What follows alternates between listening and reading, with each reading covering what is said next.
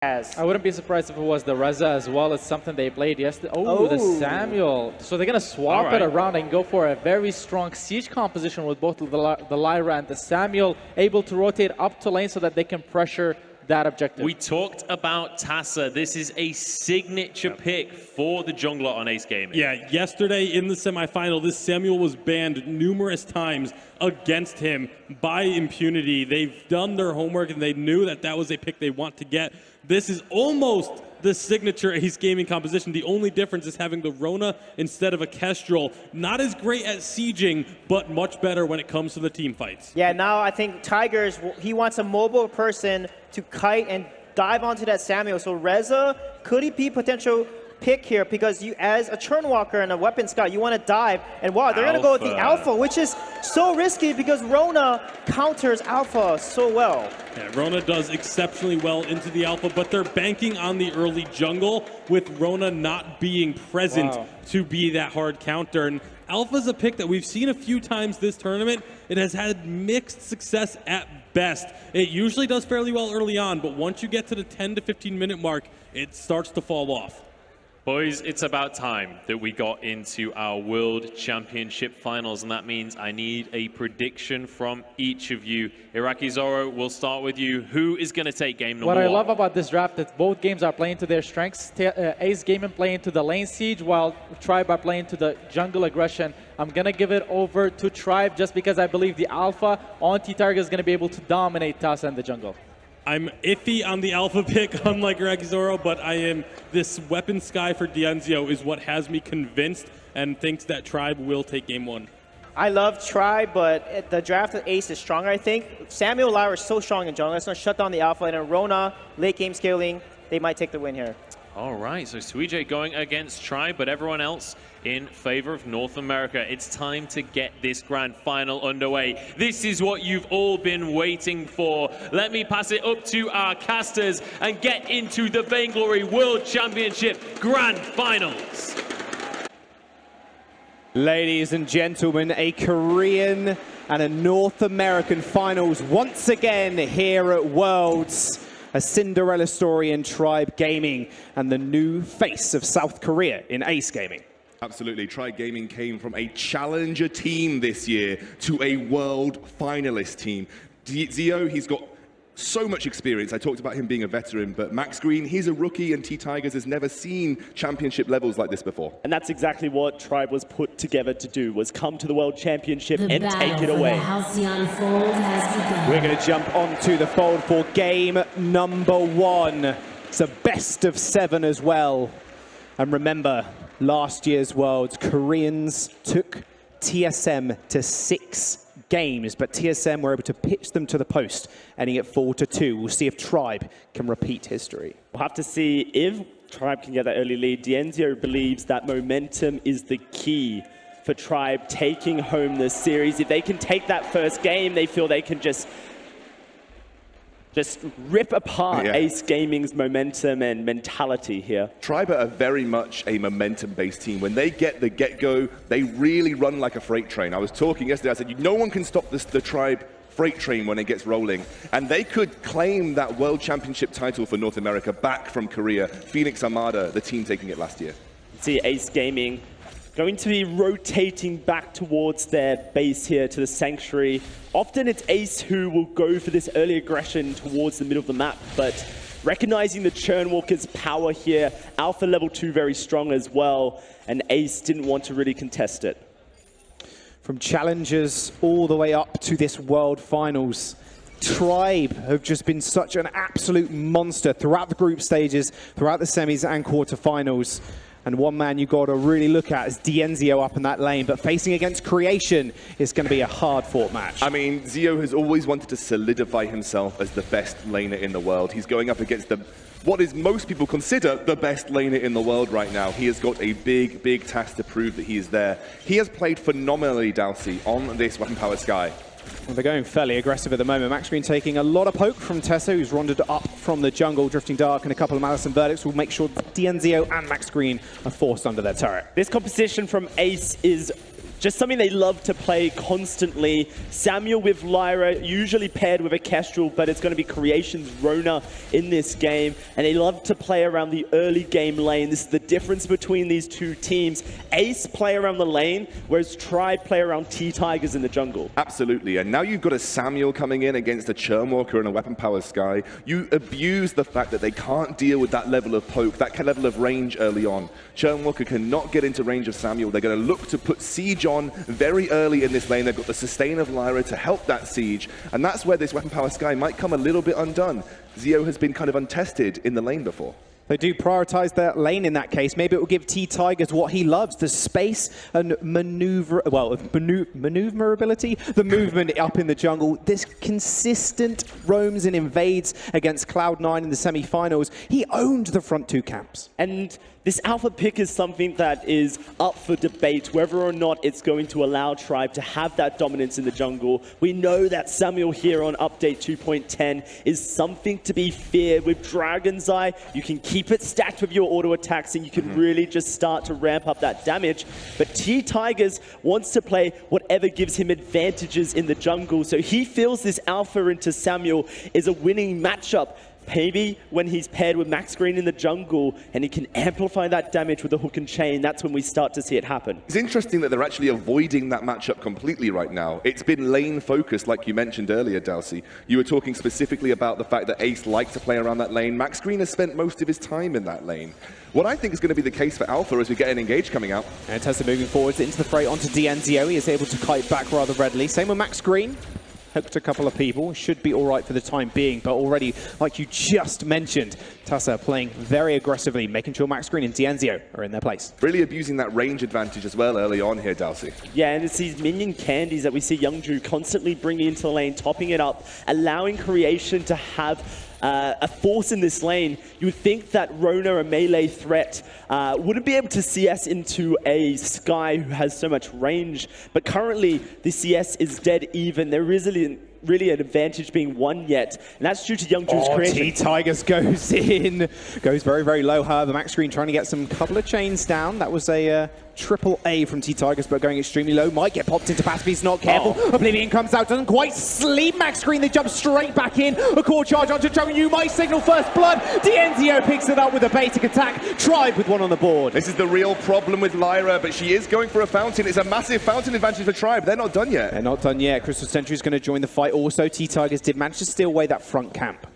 It was fountain advantage, Dalsy. It was definitely part of the reason. Yeah, Max Green had his fountain completed. Youngju hasn't been able to purchase it yet. He's been prioritizing on the vision, the minion candies. Every amount of gold he spends on that isn't going towards his fountain here. It's just an issue that if you are to be bullied, if you are to have a team fight break out, then your team can suddenly find themselves behind, and you do not want to give Tribe any momentum in this mid to early game. Absolutely, and Zio's picked up the Poison Shiv. It's a very classic starting item for the build on Sky. It's one of the reasons Sky does so well. Going in. T-Tigers. T-Tigers going extremely aggressive with the Prime Directive. Creation will end up jumping out into the fray. Tribe already asserting their dominance. This is exactly what we saw yesterday coming up against Cloud9. T-Tigers owning the front two camps of Ace Gaming. And we're starting to see Tribe play around the jungle now, moving towards the middle of the map, catching Ace in this tight corridor area where a Churnwalker and an Alpha can start dishing out so much damage. Ace... Absolutely, I mean, exactly like you said, really important to note as well that this is now 6 minutes into the game. Lane siege has not really happened for Ace. You've hit item spikes for D'Anzio. There's Aftershock in a jungle matchup that is not great for Alpha in the early game. Samuel has the ability to kite an Alpha pretty hard. And now Dio working towards his breaking point. So they've actually weathered that early siege storm from Ace, who love to play around the lane, who love to pressure lane. Zio has hit item spikes, and the Poison Shiv item spike, Dalsy, it's so important against this composition. Yeah, certainly. Both Rona, Samuel, and Lyra all have a decent amount of sustain in them. Of course, the Lyra is the most obvious there. Creation trying to go to the shop, but Tribe won't allow it here. They might even look just to fight now. Max Green is level 6. Yeah, he is level 6, but Tesla's caught out. Just get pulled back in. There's the trespass. In fact, he's stunned up, blocked off with the Prime Directive as well. Jumps straight in, and that'll be D'Anzio picking up his second kill. Youngju going fairly low as well. Zio is the weapon power Sky God. That death from above cut off the escape for the Samuel. Poison Shiv, like Dowsey just mentioned, being so important at reducing healing from Lyra. Samuel sustain. And look at this, early game pressure, Dowsey. Yeah, T-Tigers, he loves to play in that jungle. You know, we talk about this Creation versus Dienzio, who's the best laner in the world. I think T-Tigers is making a case that he might just be the best jungler in the world. His rotational game is something just to marvel at. Tassa is a fabulous jungle in his own right, constantly dominating over in East Asia. But when he goes against one of North America's best, you're starting to see T-Tigers have a field day. Maxgreen going fairly low. Youngju also, however, Sigil there to heal him up and into the fray from Creation to get out of combat. Tribe right now, 3 members in the lane. Luckily enough, Ace Gaming do have that minion candy to actually push the lane up to stop Tribe forcing this turret. Yeah, and it's going to be Ace just trying to slow down this game as much as possible here. Samuel has that Dragon's Eye, but he needs to start working into some more items here. A really dominant late game jungler is Samuel, but right now he doesn't quite have the damage to be able to go against T-Tigers and Maxgreen. Got to try and steal this away. Not quite able to, though. Where will Tribe go? Still T-Tigers going very low. There's the prime directive. Youngju goes over the wall with the passageway. There comes the Death from Above also. T-Tigers going extremely low. Now Youngju is just moving forward. T-Tigers goes in, pops the ultimate. Tassa in a lot of trouble. Core charge. Explosion doesn't hit anybody. There's the Oblivion though. Will come out. Doesn't quite sleep them, but the massive torment comes in. Creation doesn't quite save Youngju just yet. Maxgreen going fairly low. Crystal Sentry in the fray as well. T-Tigers, Maxgreen, they're getting chewed alive. Creation stays alive with a Serpent's Mask, but it is Dienzio turning this fight around for Tribe. Is he going to be able to take out Sentry? He does in the end as well. Ace and Tribe trade 2 for 2. So much going on in that team fight. Maxgreen stepping up once more, and it looks so good for Tribe, but hello Breaking Point, hello Serpent's Mask, it's Rona's Power Spike. Let's see how this one played out, Excoundrel. Let's take a look at this. This is a really good engage. T-Tigers took so much damage in the first part of it. I love the way he turned around with his ultimate to try and put pressure onto Tassa. Obviously, you can see what happens with the Rona versus Sky matchup. He gets kited away, but look at Maxgreen, the Crucible, into the 3-man stun, and that's set up for Zio to start punishing and building up that breaking point. You're right, Creation, really strong on Rona. This is why she is such a strong pick, but Zio at this point is a monster. He's got loads of breaking point stacks, easily able with that healing flask to keep himself sustained, and picks up the Crystal Sentry right at the end. This is a battle, and we're into another fight. Straight into another battle. Towsy as Ace do lose one member. Tassa is down. They go for the turret die. Death from Rub comes down and just misses Creation. They are going to be able to secure the first turret of the game, however. Dowsey, I want to talk about this Rona Alpha matchup. Now, they talked on the desk about how Rona beats Alpha, but Alpha's not the primary focus for Rona here. She's the secondary focus. She's going in and putting pressure onto Samuel and never really dueling Rona 1v1 because Rona is having to chase down Dienzio. Is this an advantage because Rona works so well with Aftershock? Yeah, exactly. That's it. And now with T-Tigers moving towards a Dragon's Eye of his own, he's going to be looking to try and just build up as much, put out as much damage as possible in the beginning of the fight by stacking up with that Dragon's Eye. If he can blow up Tassa or at least remove him from the team fight, it opens up all of the space for Dienzio to do work. And speaking of work, Dienzio has a 30 CS lead in the lane. If that wasn't a case to say he might just be the best laner in the world, then I don't know what is. Maxgreen going extremely aggressive, actually pulling the Treant backwards. Not quite. Tassa actually does end up stealing, but Tribe already prioritizing that gold miner once again. Maxgreen and T-Tigers permanently in Ace's forward 2 camps. Absolutely. And it's really interesting to talk about Dienzio. He came in last year as kind of almost the rookie of last year. He's been in Vainglory for so long. Well, we got a fight breaking out. Torment comes out. It's actually going to stun Tassa. There's the Prime Directive. He's going solo. Dienzio. Surrey strikes backwards. T-Tigers and Maxgreen are going to chase Youngju. Doesn't quite hit the Prime Directive, but Creation all that time was up and left alone in the lane. Does take the turret. Yeah, so at this point, Ace Gaming would argue that securing that turret is worth trading some of this objective gold that Tribe is securing. They're already behind. They're being punished and choked out of their jungle. That's going to happen regardless. And so Creation Creation loves to play around these objectives. Yesterday, we saw him prioritize crit on Rona so he could push up the lane constantly and try and get gold back for Ace Gaming. And most importantly about taking that turret is it opens up space on the map. This is a composition that needs movement and space to work. They need to chase down Sky, and that might take a lot of time to do. Opening up that turret allows more area of the map to Ace to work with. They might find a team fight, but right now, Tribe are just looking dominant. 6k gold in the lead. They have every Crystal Sentry kill. They've got the gold miner as well. This is just looking like Tribe exactly how they played yesterday. Look at the level leader also. T-Tigers, level 11. Youngju only level 7. He walks up to him, does about half his HP with a couple of core charges. Not only that, Max Green has got an Echo online now. Tribe spot Youngju actually going back. They're going to focus down this turret, and even Creation had to actually use into the fray to get out of any danger. Tribe knocked the second one off the board. Prime directive in for T-Tigers. Core charge onto Tassa as well. Crucible's going to block them up. Bless a nice Oblivion. Isn't going to quite sleep anybody. He has a Crucible. Does good for Ace Gaming. He's still alive. They trade 1-for-1. Tassa and Creation spinning to win, and now it's only Dienzio. Can he kite back quick enough? He manages to find the two-piece, and now it's only Creation stands in his way of an ace. Dienzio, the lane god. 20 breaking point stacks. Dienzio with the double kill. Tribe with the ace. That was a massive engage by T-Tigers, but he didn't use his ultimate. He went down, but Dienzio backed him up. The death from above right on top of Alpha. Dowsey, let's take a look at this replay. Yeah, absolutely. The Oblivion would have been enough to potentially shut down this engage from Tribe, but Dienzio immediately turns it around. Watch where that death from above is, right in the middle of the team fight, and Ace couldn't really follow up on such a great CC tool from Tassa. Creation, not even focused by Dienzio, knows that Tassa is the only way he dies here, and that's that stutter step game, just kiting Creation for days. Rona just can't do anything in this 1v1. This is why we say Weapon Power Sky is good into Rona. You can kite her so easily, more so than Vox can, and Dienzio is probably one of the best in the world at Weapon Power Sky right now. Youngju, he's stacking up this health here. It is a massive problem for Ace Gaming how quickly they are getting burst down. Lyra on 2 point. Oh, Max Green. This guy's pretty good at Vainglory. He's pretty good at Vainglory, mate. Max Green has been my standout captain of the whole tournament, though. I mean, he came from a rookie this year. He never really experienced live tournament, especially in the Unified Western Live Championships, but he's now competing in the World Final and playing like the god that we know he is.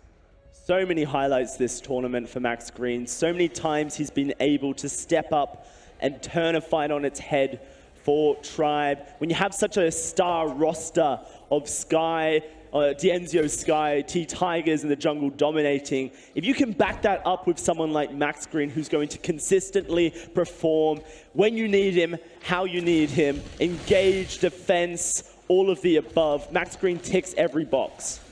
Yeah, and now you see the War Treads actually coming online for Youngju. Maybe they'll be able to pin down Dienzio now.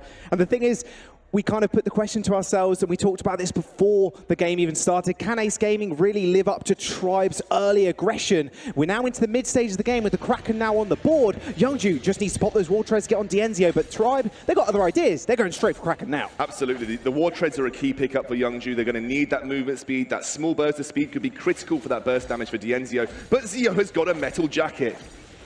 The split coming out from Ace. They're looking to try and pincer Tribe. Will they commit is the question. Dienzio's just taking Youngju down.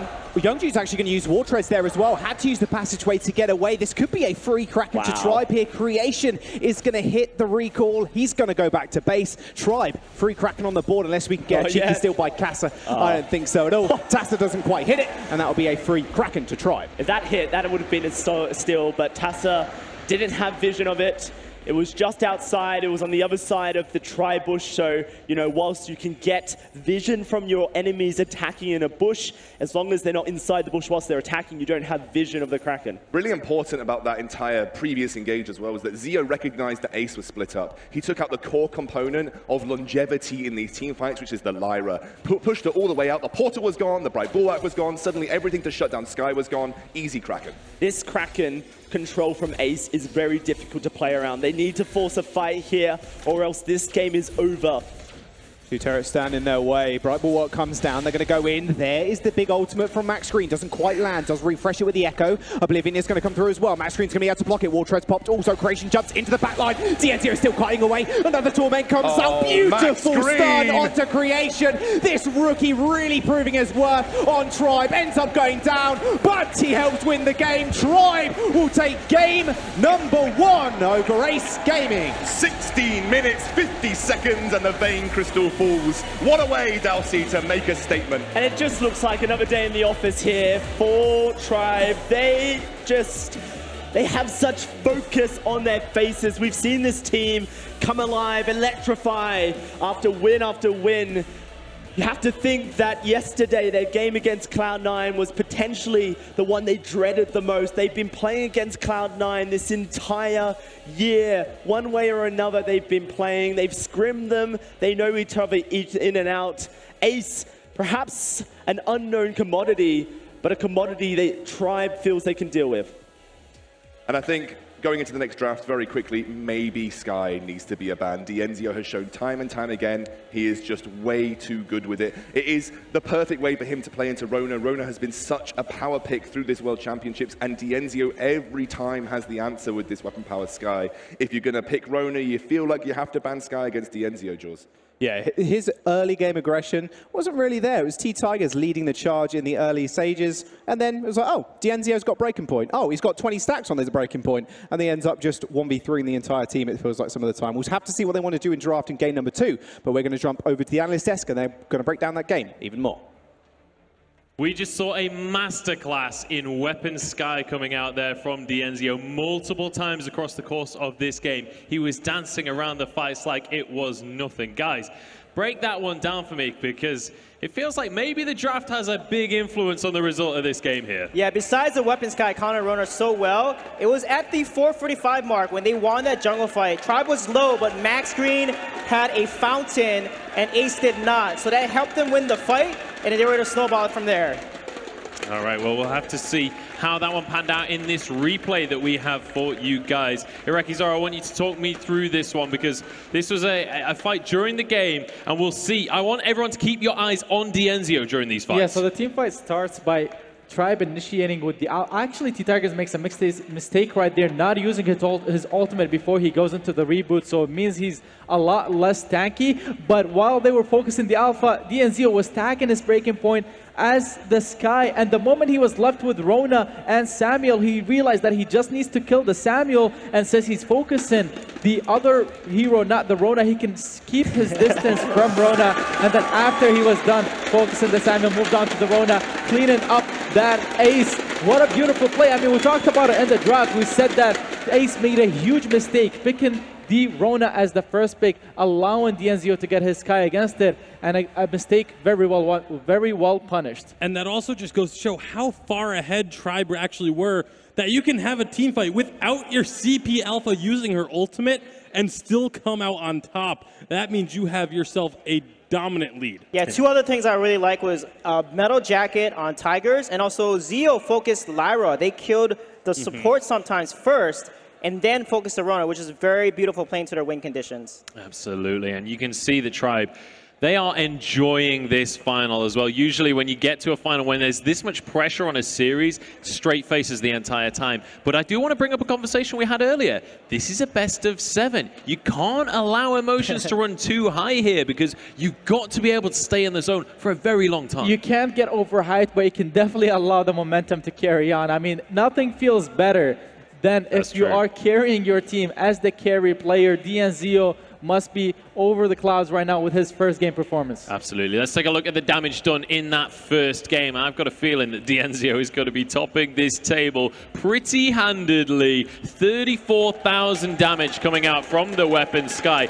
And honestly, that was just a masterclass we witnessed. Yeah, and this is why we talked about DNZero. Every single event has one hero that is just far above and beyond everyone else. Last year it was the Scarf. This year it definitely looks like it's that Weapon Sky. And now we have to bring up the question that as we move towards the next draft, is that Weapon Sky going to have to be something that Ace maybe prioritize? Is this a ban? I mean, there's only 2 bans in Vainglory. Can you afford to drop one onto the Sky? Could this be something that Ace take away instead? Yeah, if they want to run Rona, they should consider banning away the Weapon Sky because of how well Zeo plays it. Or they need to switch it up and not play Rona. Even though Rona was meta, she no longer is. The meta has been redefined. Yeah, I mean, Sky on its own is not the strongest of picks. It's about the counter that she provides to the Rona or any diving composition that relies on focusing one single target. So it's more of a situational pick. So Ace either bans it or goes for a different strategy other than diving. Yeah, and it's all about banning what counters your strategy. It's something that we talk about a lot. I mean, how do you determine which bans to make? Sometimes you target out an individual player. You can't do that on the world stage because everyone has deep enough hero pools. You have to just focus on what you want to play, ban what counters it. You've got to target a play style instead of a player. Now, before we do jump into the second draft of this series, I want to remind you guys that after all of the 5v5 festivities earlier, you can sign up for early access. Head over to 5v5.vainglorygame.com. And also, we're giving away some Razer phones over there as well, so make sure to sign up. And if you get a golden ticket, you can already play. But if you want one of those Razer phones, today is the last day that the giveaway is available, so make sure to sign up ASAP. Let's start to talk about the draft though, boys. We're heading on into game 2. What needs to change for Ace if they want to get their names on the board? Well, it looks like they won't have to worry too much about the Weapon Sky because Rona has been banned away from them. And this is Tribe not wanting to first pick that Sky in case the Rona doesn't come out, but not wanting to give over the Rona and allowing the Sky to get banned in response. So a great adaptation for Tribe here to take this Rona off the board, and it nets them a Churnwalker. Yeah, I mean, I love the Churnwalker prioritization here coming out from Tribes. It's a pick they hit throughout the tournament just so that they can bring it out in the grand finals and surprise their opponents. So Tribe definitely coming in very well prepared and with a very specific plan. Yeah, and look at his draft for Grace first pick. We have not seen that at all ever. So is this a new composition that Ace is pulling out to counter this Churnwalker? Because you need a dive composition to counter Churnwalker. However, I'm afraid though, with how well Max Green plays Churnwalker, it's kind of risky to hand it over to Tribe. Interestingly enough, they did ban the Grace last game as well on the second rotation. So Ace Gaming saying their meta is around the Grace, and perhaps they have some sort of a very unique build that they can capitalize with the Grace on. All right, going to be banning away the Batiste as well. So both that pick and that ban really leaning towards this dive composition. Batiste, fantastic for peeling. Yeah, the Black Feather is still available. I think you almost need to target that as your ban for Tribe because Black Feather Grace is still incredibly strong and it has all of the dive capabilities that you need going into a Churnwalker. It's one of the few heroes left that fits that build. Right, but you leave Vox open with Grace, and Vox is the counter to Grace, so he can dance around that Holy Nova stun that she has, and Vox with Grace is very deadly because he can dive in and stay with Grace. So I think what's going to happen here is if Tribe bans the Black Feather, Ace Gaming will pick up the Vox. If Tribe doesn't ban the Black Feather, Ace will pick up the Black Feather, then flex it into a CP, picking Kestrel last pick against the Vox that Tribe would pick. Right. I think, yeah, that's very likely how this draft might even pan out. But it is going to be an Arden ban instead. So maybe thinking that it was going to be that Crystal Arden coming out or a Weapon Grace, one of the two. You see Zeo showing off a little bit of that regional pride himself as they continue on through this draft. Or maybe the Arden ban is there because they want to leave it open and leave Vox and Black Feather open along with, so it allows the power picks for Tribe to have 2 solid picks into Ace Gaming's composition. Definitely would think for Ace Gaming here, pick up the Black Feather, then save the Kestrel last pick to counter the Vox that you will know for sure will come out from Tribe. On the other hand, you could take the Kestrel now. We've already seen Ace flex it and then just try and use a counter in your last pick, but they are going to take this Vox. Tribe, they shouldn't be too worried about this Vox, because while yes, Vox does work well with Grace, we've seen Tribe and Dienzio specifically go against the Vox with the Adagio and have incredible success. I want to take us back to yesterday. There's the final game when we saw Dienzio kind of wave his arm and go back to his seat. We thought he was frustrated. I actually talked to him afterwards. He was just saying, I trust our coach, so he said, pick whatever you want and we will win with it. Yeah, speaking of which, they might play Baron here because Baron, we know, can counter the Vox with that range, especially in the mid-late game phases of the match. However, he is a little suspect and weaker in the early phases against the Vox here. I wouldn't be surprised if it is the Adagio open power again, though. Tribe, right. Yeah, although Tribe is coming into this game with different strategies than what they have played throughout the competition, so I wouldn't be surprised if it's something completely different. Maybe we'll see the Scarf coming up for DNZO. Only time will tell, and they only have 30 seconds on the clock. I wouldn't have expected the Scarf, but you don't put a weapon Black Feather in the jungle right now. And instead, it is going to be a Lorelei as the final pick, the jungle Lorelei to come through for Ace Gaming. This is really bad news because Adagio doesn't have mobility. Grace can get onto him, put a Holy Nova, and stun him. He's not the best in terms of getting dived on, so that could be really risky here for the Fire Tribe. It's time to get into game 2, gentlemen. I want to hear who your predictions are coming on into this second game. Do Ace have what it takes to even up this series, or are Tribe going to be plowing on forward? Iraqi, we'll start with you. It's possible, but I do think Tribe will win this one again because they have Max Green on Churnwalker again. They have the CP Black Feather who can invade and shut down the Lorelei, and they have the weapon bar Adagio on DNZO. So going with Tribe right here. All right, one for Tribe. I never voted against Old School on Adagio. DNZO took down Old School with Adagio, so I'm not going against DNZO on Adagio either. This is Tribe 2-0. Last game, I didn't want to do the 3-0 curse, but I think we're fine. We're out of it now. They won the first game, so I think Tribe will take this one because of Max Green's Churnwalker. All right, we have a full Tribe desk here. The house is going crazy. It's time to get into game number 2 of the Razer 2017 Vainglory World Championship. Let me pass it back over to our casters for game number 2. Thanks, guys. I can barely hear myself think at this moment. The crowd is on fire. I didn't even know what Munchables just said, I'm not going to lie. But all I heard was it's a 3-man desk voting for Tribe. That was, I mean, after game number 1, it was all the DNZO show. I'm not too surprised. I mean, let's start with what Tribe are bringing to the table here. They've got DNZO's weapon power Adagio. It is a strict Vox counter. The range, you can apply Gift of Fire. It's so, so good. Going to jump on to the fold. Game number 2 is underway.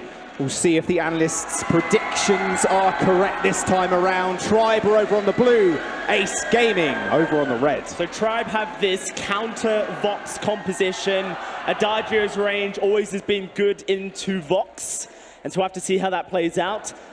Ace love to play a protect a Vox composition, so this is a pure clash of styles here. You have Youngju on the Grace, of course, can provide the Holy Shield for 30% damage reduction, as well as the heal that comes out of it. Pair it with an Echo and you have lots of healing. Tassa's jungle Lorelei has been a thing to watch. And of course, once he pairs his Aftershock with a Clockwork, his Splashdown and Water Wells are going to come out every split second. Ace is going to have so much map control, so much team fight control with the Holy Novas, with the Splashdown. We'll have to see, though, if DNZO really can live up to this idea of being the best carry in the world and take down Creation when he is basically a juggernaut. Absolutely. Max Green there zoning out to get the Elder Treant secure for Tribe Gaming. T-Tiger specifically said, I'm not afraid of Ace Gaming, and I'm not afraid of Tassa's CP jungle Lorelei. He actually specifically said he thinks on his CP Blackfeather he can take that matchup and take it well.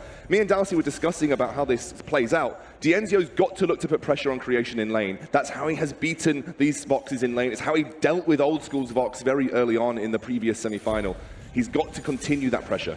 And the easiest way to do this is for Max Green to be the god that he is and either single out Creation or single out Tassa. Remove Tassa from the Protect the Vox composition and suddenly you just have a Vox. Yeah, absolutely.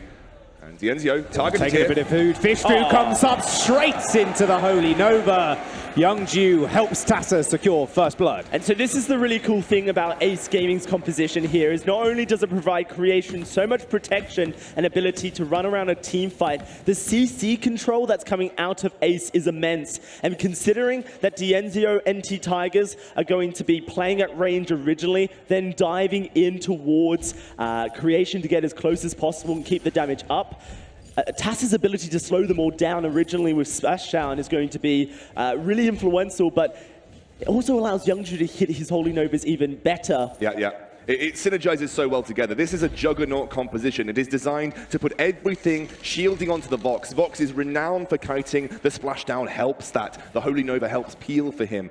T-Tigers is going to be so influential as this gets towards the mid-game. He has to be there on that Black Feather, diving with that Rose offensive.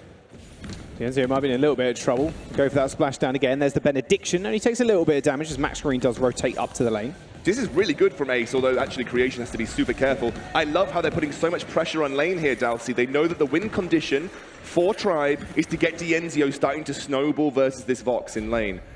Now, if they can look to put pressure on lane and pressure Dienzio out, you're starting to chip away at that win condition. What's happening is because Ace Gaming are putting priority into the lane, T-Tigers is having a field day in the jungle. He's actually moving in and contesting Tass's backs as we speak.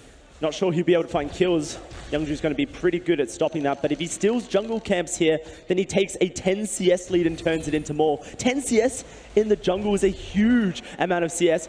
Stealing away that Treant at the back is providing so much experience. He's already got a level up on Tassa here. There's the splashdown. Oh, Fish Food does go a little bit wide. Holy Nova also misses. Here comes Dienzio. Splashdown to give Creation a little bit of speed up, but Youngju's on the wrong side of everything. Benediction over the wall. Fish Food doesn't quite connect to Max Green, and that's another kill for Tribe. T-Tigers with the aggression, the fancy feet, the dodging. This guy is talked about as being the best jungler in the world for a reason, Dalsy. And that early aggression against Lorelei before she starts to scale up with those items, especially once she's already used her A and her stun. Yeah, T-Tigers is level 6, Tassa is level 4. Mission accomplished, T-Tigers has won the jungle here, and Tribe can continue playing around T-Tigers like they do so well here. If T-Tigers is putting pressure onto Tassa, it's allowing Dienzio to scale up here. It's allowing him to free from in the lane. Creation does have a bit of a CS lead, but Max Green holding the wave here is basically going to turn that into nil in just a little bit. Yeah, absolutely. And also because they have now put pressure on T-Tigers, we talked about him being a key influential force in these team fights in the mid game. You saw it in that particular engage. It also means all the pressure that Ace have put into the lane is kind of for naught now. They were looking to get Dienzio behind. Dienzio isn't behind. They've actually managed to snowball off T-Tigers. So attempting to foil that win condition from Tribe has kind of been thwarted by all of that jungle pressure. And Tribe have had so much experience throughout this World Championship at dealing with a Lorelei. They went up against G2 earlier on. They were able to shut down Kiana Nakoa on that. Gabe Vizzle tried his best, but again, it was Tribe Gaming coming out on top. Tassa's Lorelei is something to fear, but Tribe have such a good track record against this hero. Yeah, not only that, if you look at the other captain on the other side, Max Green, this rookie that's come up through challenges, through the VG8, and now in the World Finals, was such a force to be reckoned with in game number 1. Multi-man stuns, Echo picked up so early on, and his aggression with T-Tigers as well in the jungle. And T-Tigers, look how aggressive he's going. He's picked up his Aftershock, he wants to fight, but nice two-man Fish Food, wait for it to come out as well. Mercy Judgment does land, Creation takes a little bit of damage, but he's just focusing Max Green right now. Youngju ends up falling over the wall, Dienzio gets the snipe. We are 6 minutes into the game, and Youngju has only just finished his fountain. Youngju prioritizes vision, and he prioritizes minion candies. Perhaps in the early game, it's a little bit too much. This is really important because Tribe are known for seeking early game aggression. They are known for fighting between 4 and 6 minutes and pushing their advantages. Maybe you need to think that vision is less important. I know it's important to keep track of T-Tigers, but if you don't have a fountain, by the time that they search for a fight, you're at a serious disadvantage. It is one of the single most devastating disadvantages that you can have when entering a teamfight situation.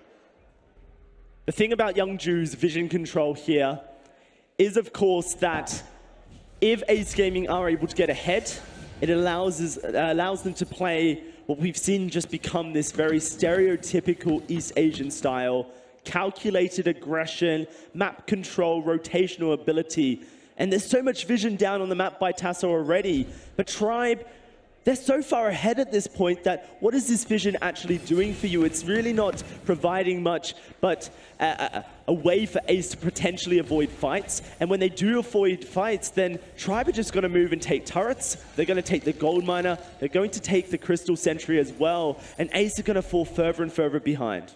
You hit the point really well there, Dalsy. There is no point having vision if you're not going to do anything with it. It's a way to try and stop these invades, but if you're not going to be able to combat these invades... T-Tigers pops the boots actually to chase after Tassa, a water wall, and a fish food ends up landing. Also, there's the Holy Nova to Sunamar. Max Green over the wall. Rose offensive to get T-Tigers out of danger. All the meanwhile, Dienzio is just pushing this turret and manages to take it down as well. But Ace aren't quite done just yet. Fish food, Benediction. Doesn't quite connect either. Wait for it. Game out a little bit preemptively. Tassa Creation couldn't do anything to stop that turret going down. Yeah, it was just a good exit. Blackfeather is so sublime at getting out of situations that are particularly scary. That Rose offensive was pretty much colloquially named Rose defensive for a very long time because it was a way of escaping tough situations like that. Dalsy, I want to explore this build from Tassa. It is a little bit unique. I know it is Tassa, but it is an Aftershock Lorelei. An Aftershock Lorelei. I understand the cooldown reduction part. Is there some sort of basic attack focus part because he knows that he's unlikely to be playing at range the whole time? Exactly. Often, especially in Europe and North America, we see Lorelei prioritize an alternating current because she's going to be threading auto attacks in between her abilities. Splashdown allows her to get in range, but stay out of range at the same time. Over in Korea, over in East Asia, they realize that they want to be playing around the auto attack, but the Splashdown and the fish food, the water well as well, provide so much ability to control team fights. Fish food off cooldown every 4 seconds, Splashdown 5 seconds once you have that clockwork, and your water walls coming off cooldown every 11 or so seconds. And so it allows Ace Gaming to play a very sustained team fight, which is exactly what a Grace and Vox want to do. Exactly, and it also plays into the hyper carry Vox. This is a semi-supportive build from Tassa. It's looking to have maximum cooldown reduction as we get a fight. Look at this, how Dienzio is going so aggressive. Tassa had to use the water wall on himself, but he's just going to run him down. Dienzio finds his second kill of the game. Away for it will silence him. A massive divine intervention to keep him alive. Bursted Judgment's not going to quite find anything. Creation does escape with his life for the time being. I love this Adagio switch from crystal power to weapon power. Before, back in the day, Adagio was considered such a great counter into Vox because crystal power Adagio could outrange and out-sustain the Vox. Then 2.0 Vainglory came along and Poison Shiv was introduced to the mix. And Poison Shiv basically turned that matchup on its head. All of a sudden, Vox could run down a Crystal Power Adagio, and that counter was completely reversed. But then we see this rise of a weapon power Adagio come through. Originally crit, but then the sustained meta hit not too long ago, and you see it come to be a bit more of a sustained build. Poison Shiv into a breaking point, follow it up with a Sorrow Blade, allows you to be in a team fight for very long, stack up that breaking point, and continue to dominate Vox. So, let's have a look at what we've got going on here on the side of Tribe. Dienzio's picked up his own reflex block, negotiating the CC coming down here from Ace Gaming is going to be so important. You've got to get through Holy Nova. You've got to get through Splashdown. You've even got to get through the silence if it's thrown at you as well. So having your own reflex block alongside that Crucible from Max Green is going to be so important. Dalsy, the question I have Tribe done enough here? Because you're still seeing the Vox scale up moderately well. Have they done enough? Nice fish food onto T-Tigers. Going to interrupt you there, Xander, for a second. Ace Gaming do manage to clear the wave. Well, down to about 3rd HP, though. That tier 2 turret isn't looking too healthy. And already T-Tigers and Max Green Dienzio, they're all clearing out that front camps as well. This is the problem for Ace. They've been struggling in the groups. Pain Gaming took them to 5 games, a series that everybody called would be an Ace victory, but an Ace victory after 5 games, I don't think anybody could have predicted that. Absolutely not. And Dalsy, I was going to follow up that question. Have Ace done enough here to turtle? Because the getting to the late game is the priority for them. This is, for everyone at home that doesn't quite really understand this composition to its T, it is a late game, hyper protect, a very mobile carry composition. We've got a fight breaking out. Nice double fish food onto Dienzio and Max Green. Max Green gets the double hook, pulls one back in. There's the big stun, but he doesn't quite land as the Crucible gets popped. Same Crucible on side of Tribe as well. Stops the Holy Nova from going off, but look at the marching force of this Vox. Creation, the hyper carry fish food doesn't land, but he's just chasing Dienzio. Dienzio's still alive somehow. Poison Shiv saving his life. The sustain he got from the build was too much, and that'll be Ace losing a member. And this is very much a difference between the East Asian and North America's style. North America loves its offense. East Asia goes towards a bit more of a defensive priority. There was a Sorrow Blade for Dienzio. Creation does not have the goal to finish his yet because he's prioritized more towards the defensive route. And Tribe have a 6,000 gold lead as well. So Weapon Power Adagio spikes early here. He spikes at this point. This is where he's going to be the most powerful in the game. He doesn't have the mobility of the Vox. You see here with this Ace Gaming composition how tanky that Vox was in that last fight. That's only going to get worse for Ace. Yeah, one thing to remember is that T-Tigers here has gone towards a Atlas Pauldron very early. Yeah. Hasn't even gone his second offensive item yet, just sitting on an Aftershock and a Heavy Prism. He's going to convert that into a Broken Myth or a Dragon's Eye second, and once he has that, there's going to be a lot more damage for Tribe to output here. They can really look to pierce through the shielding and the healing coming from Ace. So Tribe haven't really hit towards their full damage yet, despite the fact that Dienzio has hit his full damage output.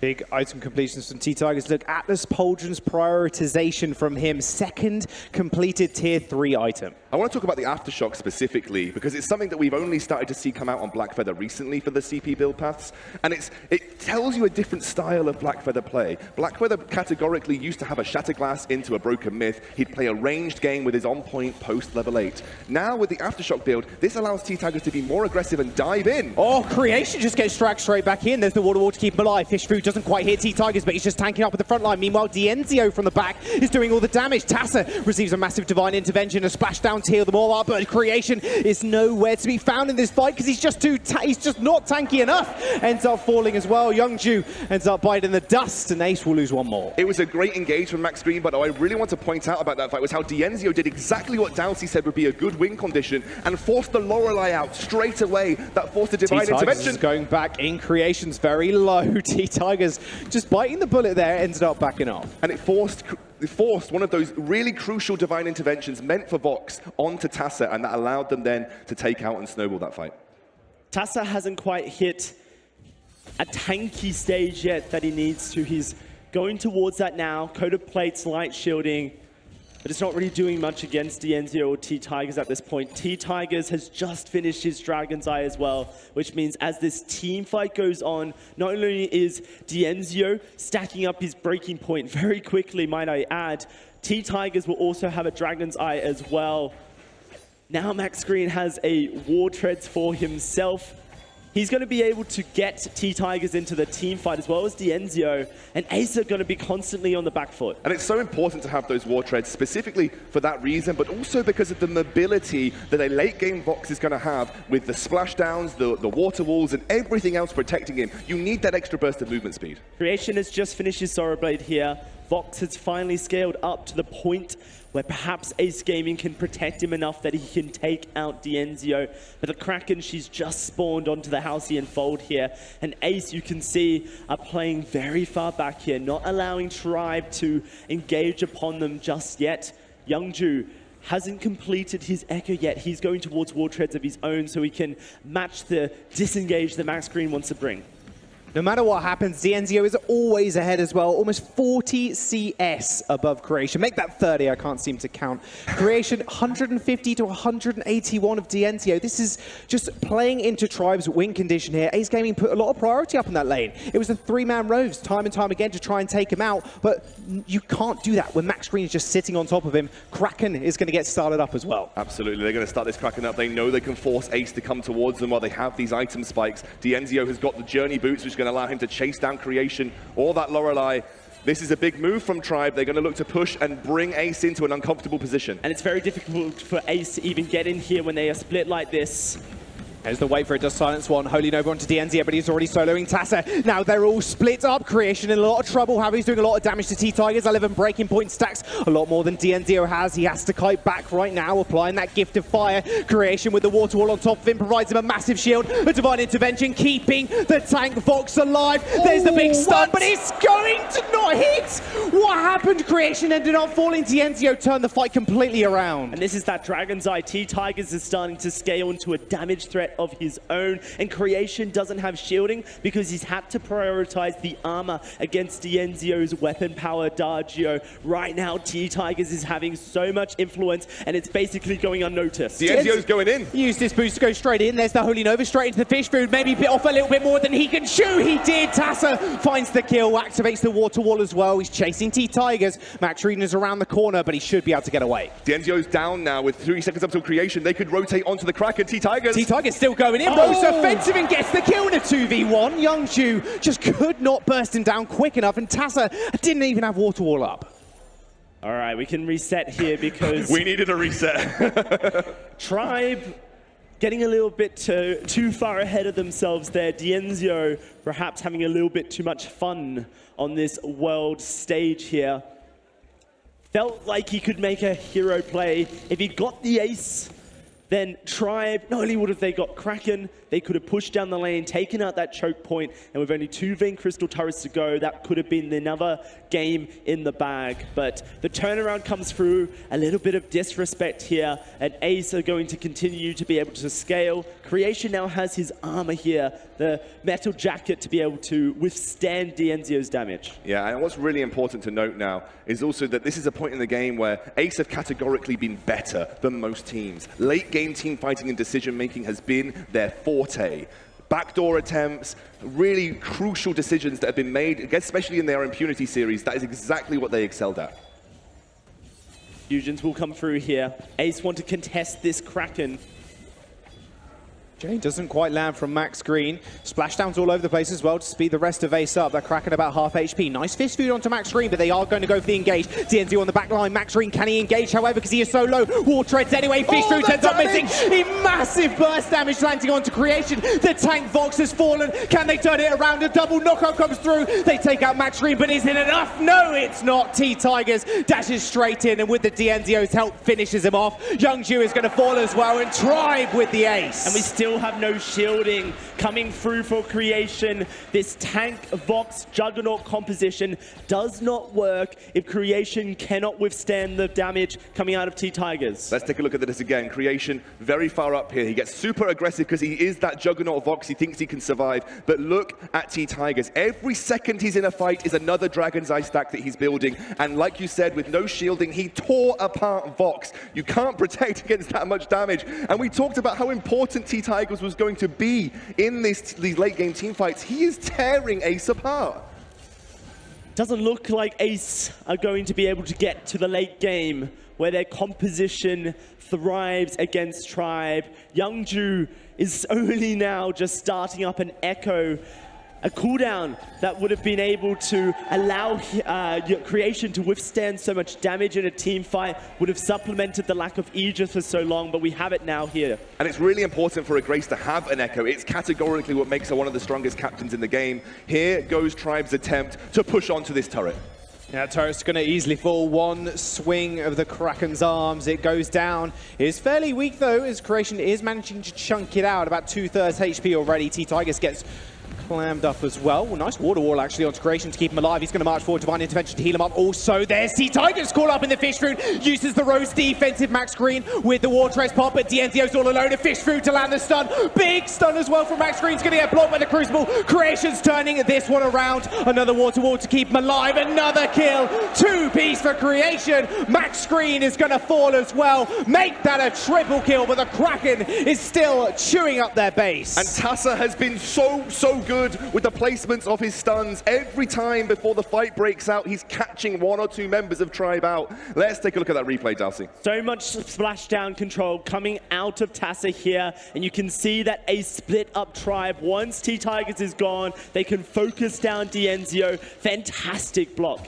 coming out of Youngju here. He was the unknown factor for Ace. They dominated the summer and the autumn Vainglory 8 in East Asia with Scar Shield. One of the best captains in the world, and Ace Gaming fans were very worried how Youngju would be able to fit into this roster. Tassa got 2 water walls down that fight without an Echo. That is how much cooldown reduction he's running with right now. That is how it plays into this hyper carry Vox composition. And now the Echo has been completed for Youngju. Now one of the extra elements of this protective Vox composition has come online. Dienzio has subbed out his armor. He's gone for a Bonesaw. That's an all-in from him. They are looking to win this next fight. Max Green's a little bit caught out. Torment onto 2. There's the stun. However, Crucible is used from Ace. They're still going to chase. Youngju going fairly low, but a nice Lycee Pace Fish through from Tassa will stop Dienzio's advances, and a splashdown should get them out to safety. Yeah, the Echo was used there by Max Green, but a Fish Food has caught him up. They may still look for a re-engage. There's no Crucible available for Youngju. Creation goes in, Divine Intervention to heal him up. There's the Water Wall as well. Another big stun from Max Green's going to get blocked. Water Wall again. Divine Intervention keeps him alive. He is so tanky. T-Tigers ends up falling. Double Holy Nova, but Creation's too low to carry on this fight. He's going to go straight back in. However, Dienzio cleans up one, but they end up trading. Now Creating, last member alive is Max Green, and he's easily going to dispatch him. Back-to-back ace, back-to-back triple kill, and Creation and Tassa are heading straight for the Kraken. Tribe left this far too long. This is late game hyper carry Vox. He is so mobile, so well protected, and he's got every item that he needs to be online right now. That double Divine Intervention was team fight and game saving for Ace. There's going to be a turret push down here by the minions. There it goes, and the Kraken, she's going to be unleashed as well.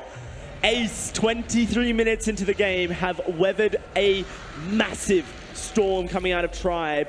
T-Tiger's early aggression was so detrimental to Tassa's ability to scale up into the late game, but we're here now, Scoundrel.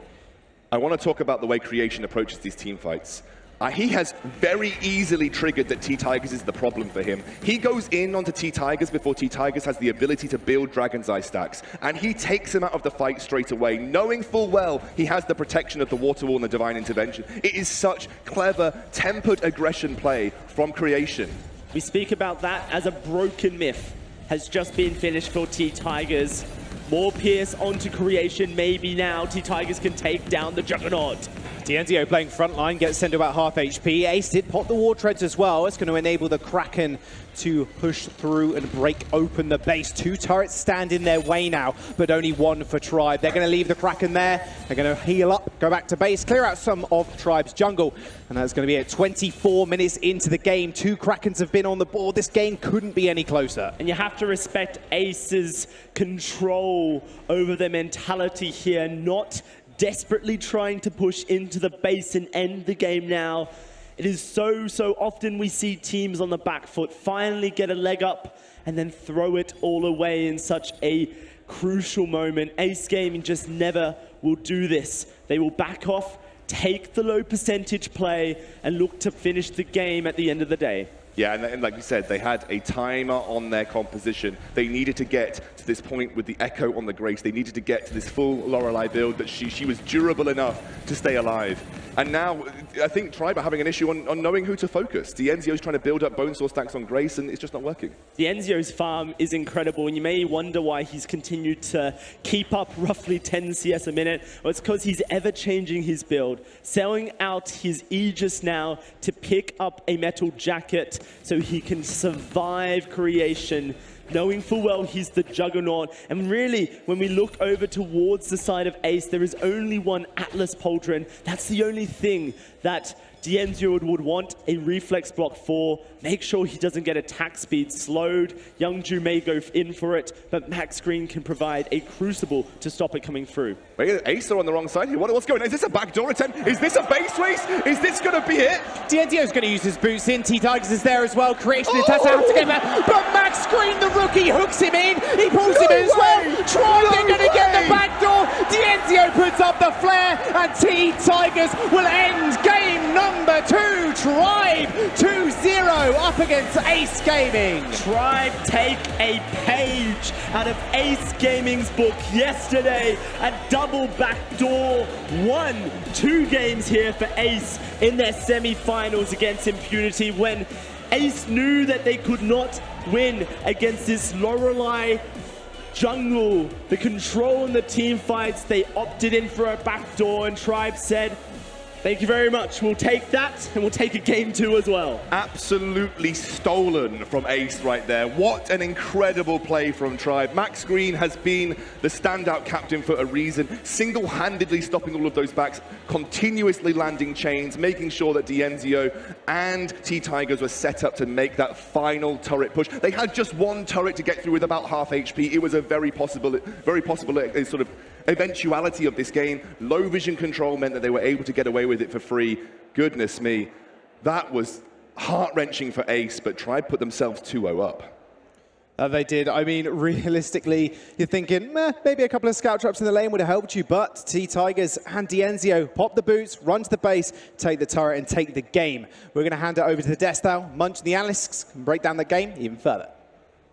What a way to end game number 2. Max Green saving the day for Tribe, stopping the recalls, while Tigers and Zeo push on forward for the backdoor. What a way to end it. And it was after Ace felt like they were coming back in. It felt like Ace actually had the advantage. Yeah, Ace was really starting to find themselves these team fights, comboing the Divine Intervention with the water wall means that huge barrier that goes up for 4 seconds is almost guaranteed to stay up that entire duration. That's 4 seconds of a hero essentially taking 0 damage. And when they were putting that on Vox, he was able to just run wild in these team fights. Yeah, and Tribe knew that they couldn't win any more fights because of the Echo Divine Intervention, the water wall, which was used in two times at one last fight that Ace actually aced Tribe. So beautiful play there to have Max Green stop the recall and backdoor the backdoor masters. Yeah, it's a classic matter of an early game composition not being able to close out the game fast enough in Tribe's composition. So Ace Gaming's better late game had come to the late game scaling so that they started winning the team fights. I was sitting there, I was thinking Tribe has to backdoor at this point, otherwise they simply can't win those team fights. And finding an opportunity to do it, what a beautiful play. Yeah, my favorite thing about it was looking up on the stage after the crystal went down. You could pretty much tell who made that decision. Dienzio jumps up out of his seat. T-Tigers has a huge grin on his face. Max Green is sitting in the middle, stone cold, straight face, no emotion whatsoever. It's like he knew exactly what was going to happen. He was in the zone, man. He was ready for that moment. You've got to appreciate the courage, I suppose, to make a play like that, to say, look, we need to backdoor. We're not going to win any more team fights, and pull the trigger on the world stage in the grand finals. It doesn't get any bolder than that. Let's take a look at a replay from that game. As these team fights, especially towards the later stages, easily could have gone either way. These were on a knife edge. Yeah, these were unbelievably close. And again, how long these fights last. The water walls coming out numerous times throughout, but it ends up being the zone control that Lorelei provides that started to really sway this over towards the side of Ace. Yeah, in this fight, Vox didn't have an Aegis yet, so Tigers was doing so much damage to Creation and just instantly deleted him. And once Creation had the Aegis, Tigers was not doing as much damage, and with the water wall, the Divine Intervention, Creation was able to turn around in those late game team fights. But one thing about Ace I want to point out is they again fought without Fountain in the 5:30 mark. They cannot do that. This is the second game they've done that, and Tribe is fully taking advantage of that lack of macro strategy coming from Ace. Yeah, the story of the game definitely was towards the early and mid game stage where Tribe were able to push advantages very easily off of mistakes that Ace Gaming made. Took a turret, took more objectives in the jungle, and even gold miners. So Tribe really knows how to snowball. Ace Gaming has to be careful going into the third game because they only have 2 more chances here. Yeah, if they lose one more game, it will be match point going the way of Tribe. Let's take a look at the damage done during that last game, because I'm pretty sure Dienzio will be top of the table, but Creation only just behind him, 2,000 damage difference, and that is insignificant in a game this length. Yeah, you can see those late game team fights. That comp is such a beautiful comp. It was similar to Southeast Asia, but the Lorelei John, you can see why she's banned or picked. She's just so powerful, and you let that comp get to late game, you cannot win a team fight against that composition. All right, now I want to remind everybody at home that if you've missed any of the action from the World Championship, if you want a little bit more insight on any of the action that's going to be happening here on the main stage, make sure to check out Mineski.net. That's where you can find all of your editorials, all of your articles, and all of the information that you want about the Vainglory 2017 World Championship. Now it's time to move on into draft for game number 3. We've seen priority on basically the carries, the Vox, the Adagio. These seem to be the biggest picks in this matchup. We saw Vox banned in game number 1. Is that likely to be the case here in game number 3? Sorry. Yeah, I mean, what I am worried about for Ace Gaming here is that last game, they played their best composition in 2.10 by far. This is the composition that they're trying to win the championship with, having Vox on the carry, letting him hyper carry in the late game with a lot of protection, a lot of support from both the jungler and the captain hero. So now that they lost with it, what else are they going to show up with? Well, I completely agree that it is a great composition on 2.10. I think it is far from being Ace Gaming's best composition. Their best composition is still going to be that Kestrel, Samuel, Lyra. But Tribe know that and will never allow that composition to go over. But we do have our first change of the series with the Churnwalker now going to Ace I don't think Tribe would care about the Samuel Lyra with Kestrel just because it doesn't work that well in 2.10. Ace Gaming hasn't pulled it off. Tell TSM that. Yeah, I mean, they're not using semifinals, quarterfinals, now in the finals, but still though, Ace Game or Tribe, once again, they get the Adagio, and DNZ are going to feel comfortable with that unless they flex it into the captain role. And this time, picking that Adagio first changes the dynamic here. Last time they picked it because they knew the lane opponent, but you're absolutely right. This can be flexed. This could be a captain Adagio. We've seen that earlier in the tournament. Yeah, I doubt it because Captain Adagio is just so weak. He's strong early, but just falls off completely in the late game. It's too easy to block his Verse of Judgment ultimate. I think Arden will probably pick up here or Grace, because you want a comp that can dive against a Churnwalker. You can't let a Churnwalker initiate you. You have to initiate the Churnwalker and win the fight from a damage standpoint. The other thing that I wouldn't be surprised if it got picked up is the Black Feather, so that they can have that flexibility if they want to put the Adagio in the captain role, and Black Feather itself would be a flexible pick. So now Tribe have so many different options that they can switch their comp into as they see Ace round out theirs. Yeah, and especially because Churnwalker's already selected for Ace, that means that they can almost guarantee their pick of the litter when it comes to the captains for their final selection. So it's a very smart draft in terms of the flexibility for Tribe. However, Ace can, there's really only two different options that can come out for Tribe's composition. It's either going to be the Crystal Black Feather or it's going to be the Captain Adagio. So you can really just kind of prepare for what you expect to be coming out. I said earlier, Ace Gaming lost with one of their best compositions with the Vox, Lorelei, and the Grace.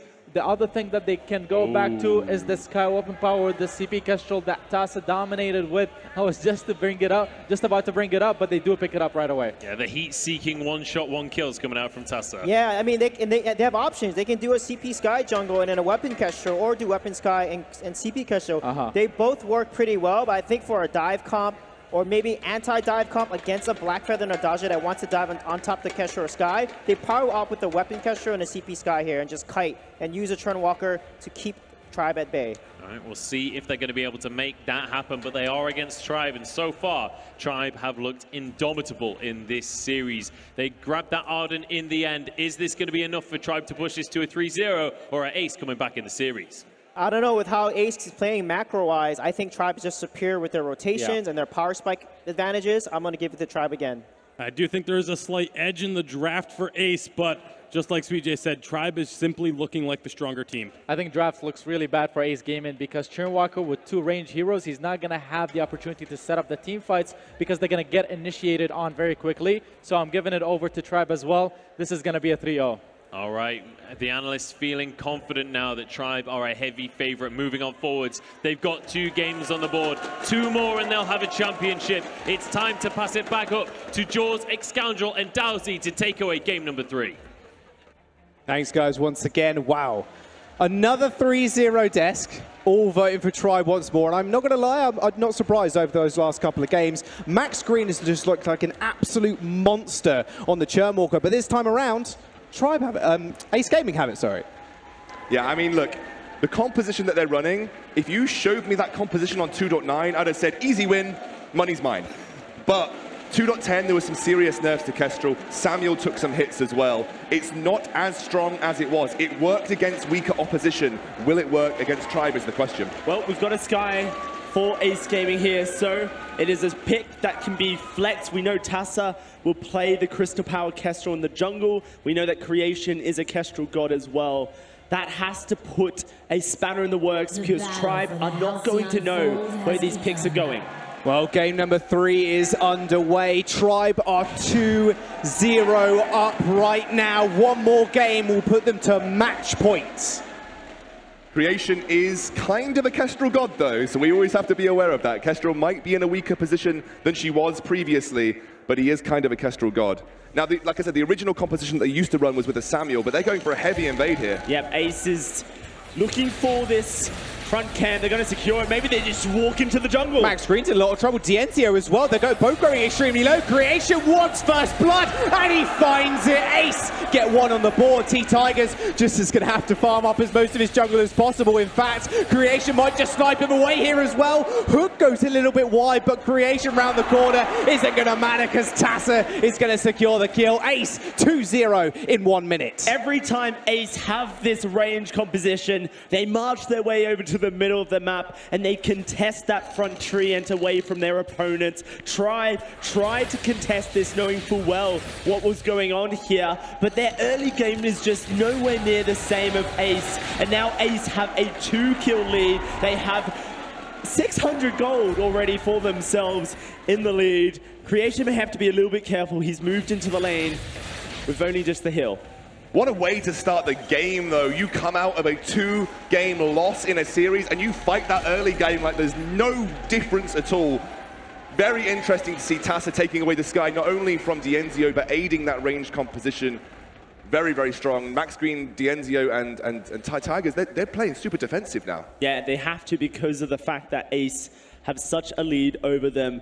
When you take this Churnwalker away from Max Green, it means that he does not have as much playmaking ability in the early game. Yeah. Something Tribe rely on very heavily to get their dominance. Ooh, Tigers playing Tribe's their own game at the moment, pushing into the jungle. They will get punished for it, though, as T-Tigers did land a fearsome on point. They're going to contest this Elder Treant, though. A lot of shared experience for Ace means that T-Tigers had a slight level advantage just going into a mini brawl there, which was able to force back Tassa early on. T-Tigers, he's ready to fight back. He wants blood. Tassa's going to come in as well. Elder Treant gets taken, but it's actually going to land on T-Tigers. The healing comes through. Tassa's extremely weak. Dienzio getting jumped up by the chains as well. Youngju comes forward. He might just burn them out right here, right now. Creation with the snipe over the wall. Finds his next kill. A Torment back in. Finds him a double. What a way to start game number 3 with Creation with 3 kills. Dienzio just trying his best to limp away as Creation finds him. Hook, lands, snipe over the wall and make that a triple kill for Creation. Ace just know exactly what they're doing with this composition. They're not done yet here, Jaws. Looking to steal away everything from T-Tigers, and they've changed their game plan completely. Instead of playing around the lane, they are shutting down T-Tigers and making Tribe's win condition of early game non-existent. No one has yet managed to do that this entire tournament. No one has taken T-Tigers on in the jungle properly. This is the first time we've seen the team do it, and it has given such early game success. What a way. And also, just Creation. He is a Kestrel god. He is just a Kestrel god. And that's what I want to touch on, is that in that moment, Creation backported. All right, we're at 340. He's just finished his Sorrow Blade. That is unbelievable. That is the highest gold item that you can purchase at this stage of the game, and he's done it before 4 minutes. Incredible. But Creation was able to backport before that fight broke out, and Ace knew that he was coming with a heavy steal and a 6 sins. That is ridiculous damage for Kestrel paired with a Churnwalker. Youngju's Churnwalker right now is just looking absolute fire. I mean, Max Green, this rookie that's risen up throughout challenges in the Vainglory 8, proving him to be a world-class captain. And Youngju just takes the reins, takes the chains, and says, this is how you play Churnwalker in the early game. Churnwalker is probably most teams' contested captain across this entire tournament. Most teams came in and said he was the strongest captain you could pick in a competitive format. I think that has thoroughly been shown across these next games. I think maybe Churnwalker Bans is going to start coming through. If you look at the items right now, we have a Sorrow Blade, we have almost the components for whatever item that Tassa wants to build on this guy, whether it be Frostburn or Dragon's Eye. And Dienzio is sitting on the gold needed to buy a Poison Chip twice over, but he can't backport. And Ace will just take a turret through this immense pressure they're outputting. A 5-minute turret, and they don't think they're done just yet either. They're going to move towards the item shop, and this could be the complete reverse when you think about it in game number 2. Tribe maybe looking for a small invade. We've got Tassa now with a Frostburn as well. They're a whole item each ahead of Tribe at this current moment. Yeah, massive, massive item investment, and I'm sure Dowsy can talk to me about this as well, but the Frostburn build on Sky, it's something that's not commonly done because of the lack of CP, but what it is going to allow is it's going to facilitate creation. You're going to slow down targets with forward barrage, making it easier to land those all-important glimmer shots. This is the creation game right now, and it's Ace playing around it. One shot, one kill is going to strike Max Green. Tigers takes a large chunk out of Tassa, though. Can still duel quite heavily as he picked up the Aftershock a couple of minutes ago. What do you think about the Aftershock? I don't know if I was in this situation, I'd be playing around potentially a Shatterglass because you've got a double squishy. I think you can go Aftershock, Shatterglass, yeah, and you're going to have so much burst potential, but you're right. The thing we have to remember is that Tigers has been shut down in the jungle. Yeah. His gold income isn't quite as heavy. Aftershock much cheaper. Investment gives you a much earlier power spike than a Shatterglass would be able to because you're getting it quicker. It's a really interesting discussion to have because is he actually going to use this early after power spike? I don't know if they're in a position where they can even fight right now. You know, if I was Tigers, maybe I would have gone forwards and waited a little bit, picked up the Shatterglass, and post level 8 used that range advantage to poke down this double squishy. Death from above onto the gold mine. It is fairly low right now. Tassa and Creation both have infusions, so damage is up to this current moment in time. Dienzio comes in for the steal. Oh, stolen! T-Tiger steals it. That's an instant steal. Max Green lays down the corner. Also, it might just pay for it with his life. Glimmer shot doesn't quite land. One shot, one kill. It's going to get body blocked by Dienzio.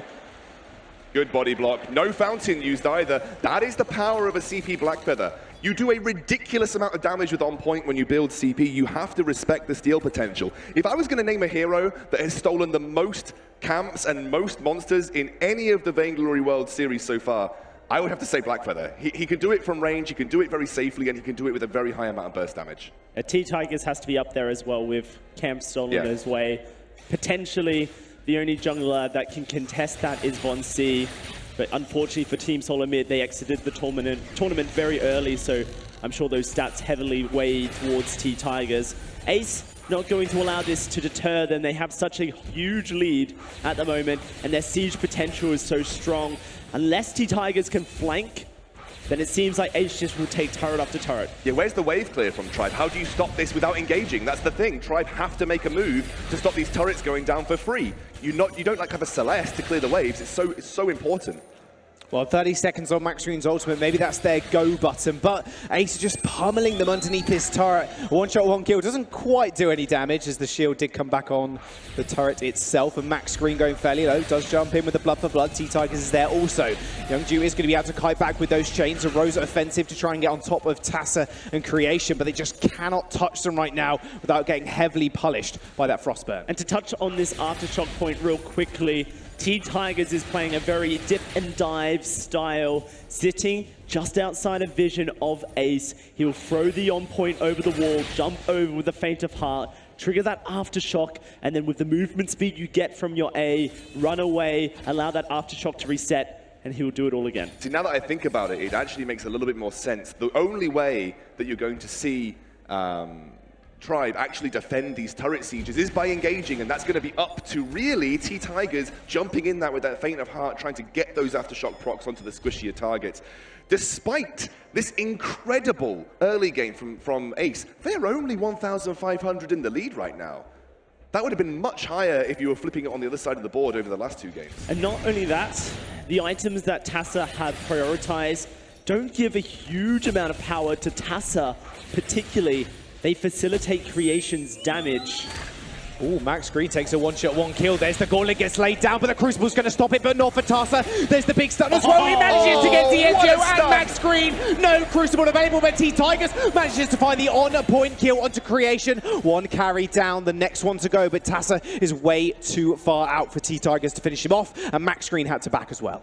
And to expand on that point, if Creation is dead, then Ace's damage is not there. There's no Dragon's Eye to stack up and sustain, so Tassa, whilst you have an Eve of Harvest for sustained, he's not really going to be out-damaging T-Tiger's burst. To make that, really concise, If Creation is dead, Ace is dead. That is how that team comp is going to go for the moment. Maybe third item on Tassa will be different, but right now, he is their damage. Definitely does stun. Oh, did that? No. No. I wish. Imagine a world. T-Tigers does manage to steal that one away. Imagine a world where the one-shot, one-kill steals a healing tree. That would be a bad world. Imagine how many one-shots would miss because they get blocked by the Treants. That would not be a fun world for Creation, who loves to play around.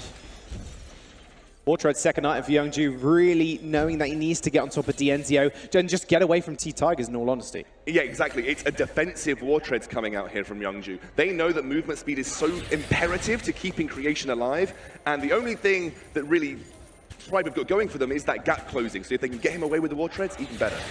Last game we saw T-Tigers play this CP Black Feather. Aftershock into Dragon's Eye gives him a much ramp up in the team fight. This game, I expect he will go towards the Shadow Glass here. So good into Sky because you do a lot of burst and then you get out of the team fight. If T-Tigers wants to play the hokey pokey style, then he's going to have to allow his Dragon's Eye stacks to drop. Out of position. Tribe just gave it up the lane there completely. Turret ends up going down. There's the defensive Wartreads from Youngju, like you were mentioning, but Gauntlet gets laid on. Tassa isn't going to get blocked by it, but a death from above will just stop T-Tigers. Dienzio marching forward. Youngju fairly low as well. Heartthrob Stack's already popped, but an on-point just finishes him off. Boom! On-point shot from T-Tigers. He gets the kill there. They managed to burst a lot of, especially Youngju took so much damage, he was forced to defensive fountain for his own safety purposes. No Crucible meant that he wasn't able to get out of that. Gauntlet was stuck there, stuck in the middle of that fight, and only Creation was able to escape. I love the idea from him though, hooking up everyone and then jumping into the Gauntlet stun. He's like, well, I'll be stunned, you'll be stunned. Maybe I can just walk away. One shot not quite able to steal away that gold miner. Creation does move forward, knowing that a couple of snipes will take them down. And it will be this Dragon's Eye coming out of T-Tigers, so clearly he's not afraid to stick into the team fight. And absolutely, and look over at Max Green. This is something that we very classically see against weapon power Kestrels. When Kestrel fires a Glimmer Shot, the weapon power damage comes out from the initial hit. It doesn't go through the entire Glimmer Shot range, which means that you're going to have someone being able to body block it. That is what Max Green's doing with this Metal Jacket. But Creation has anticipated this. His build allows him to be able to shred through armor. Sorrow Blade, Breaking Point, and the Bonesaw is going to allow him to very quickly stack up damage on his Glimmer Shots and then tear through armor stacked up. Such an intelligent, forward thinking build coming out of the Kestrel. Late Crucible coming on live for Youngju, though. The amount of times they've actually been stuck inside the Gauntlet, not able to do anything, is one too many, you must think. Dienzio actually gets stunned up from that death from above. They are marching forward as well. Creation firing a couple of Glimmer Shots. Max Green, they're going to have to be careful of him, though. He does have that Gauntlet online. You raise a good point, Jaws. It has been devastating for Ace to not negotiate their way out of that Crucible. And we're going to see two reflex blocks coming out on Tassa and Creation as well. Creation has had that for quite a while. Tassa has just recently picked that up. It means that the only real form of CC that's going to land, because no one expects the Verse of Judgment to really land, is going to be that Max Green Gauntlet. Until he gets an Echo, I think we're going to see Ace being able to navigate their way out of that pretty tricky obstacle. Crucible now completed as well, allowing for Youngju to be the exit route. Currently, Tribe struggling to find an in on this game. We talk about the mentality of the East Asian teams, Jaws, and how they are so good at resetting back to 0.0, even when they're so far behind in a series. Yeah, and if you look at that turret lead, I mean, realistically, they played Tribe at their own game so early on. Tribe, they've been so aggressive in the early stages, but Ace were like, okay, we'll do the same thing. We'll send Creation in. He gets 4 kills so early on. He had a 5-minute Sorrow Blade, and now Tribe, they're really struggling to come back into this one, and with Tassa almost completing his 3rd item, he is going to be a menace to deal with when he gets Broken Myth online. I agree, but the one worry that I have about Sky on this update is that a 3-item build without Dragon's Eye is a 3-item build that's going to be low damage for Sky. We saw it yesterday from Ace. They had a full kit Rona, and the Sky was really not doing damage. It was just providing a bit of a slow to try and keep the Celeste at bay, but Creation did Creation things, and he was able to put the team on the back and carry them to victory. It was Youngju's Churnwalker once more, providing so much threat. It's such a playmaking captain and really allows someone to shine with that hook and chain and trespass. It's really interesting that Creation has gone for a breaking point build on this Kestrel. You often see Sora Blade into double Tyrant's Monocle into the Bonesaw. He's looking to play a little bit more of an elongated fight, relying maybe more on kiting with his basic attacks. And against something like a Blackfeather that dives you very, very hard, you don't want to be stuck in place casting Glimmer Shots while he rains pain on you. You need to have that flexibility and mobility, and it gives him the sort of essentially the ability to ramp up in these fights. Kraken has come to the Halcyon Fold once more. An Echo has just been finished for Max Green here. I think Tribe will be feeling like this is their power spike to win team fights, really take back over the game. The gold is dead even at this point. This is interesting. T-Tigers picks up an Atlas Pauldron, something that you wouldn't classically see against the Kestrel. But simply because she's got that breaking point Bonesaw build, that is the case. Oh, engage. They're going to go for this big engage. Dienzio's isolated down, but so is the Gauntlet. The Gauntlet is good. Creation gets stunned up, and now it's in a duel with T-Tigers, but it doesn't matter because Dienzio's already fallen. A Rose offensive and put straight into the active camo, keeps Creation alive. T-Tigers jumps all the way back in, and Max Green secures the kill, but is it going to be enough? Tassa forward barrage and a Death from above to separate him and Max Green. He dashes straight backwards. T-Tigers just cannot land a shot, but Max Green is still alive somehow as well. Another reposition, and he's dodging dip diving dodge around the tree ends. Tessa goes backwards. Max is a god, an unkillable demon, and Youngju is gonna just manage to find the stun, but Max Green and T-Tigers, they know they've won the fight already. We're going to keep chasing Youngju down here, try and get that ace, but Creation spawn, so it will just be another point on the board for T-Tigers. One shot, one kill doesn't quite land. Tribe, they finally find the kill. Creation does end up spawning, so they don't actually get the ace buff. Really strange target prioritization coming out of Tassa there, going towards the most tankiest member of Tribe and the one that's not going to kill you. But Max Green says, you're going to focus me, watch how it's done, here's how it's done, and T-Tigers was able to just tear through the sky. Kraken is now going to get unleashed. Tribe, this could be the Kraken that lands them the match point. They are 2-0 up in this series, remember. Best of 7 only requires the 4 games. And look at Dienzio's build as well, super aggressive. And at this moment in time, it's all Max Green once again. Yeah, but also you've got to remember Dienzio, that last fight, got shredded by Tassa. He's got no shielding. He does have to be careful in his own positioning, and that's something that's really important. T-Tigers is again putting on his carry pants and doing some incredible work. They get their first turret of the game here. Turret's going to go down. Defensive war treads again from Youngju. He's going to be able to kite back from this one. Kraken around half HP.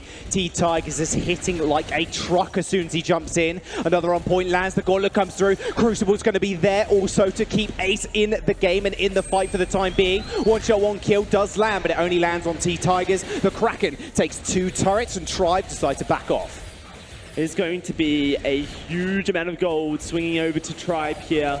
They have finally found themselves in the lead, and we're going to start to see some defensive items get prioritized for Dienzio, for T-Tigers.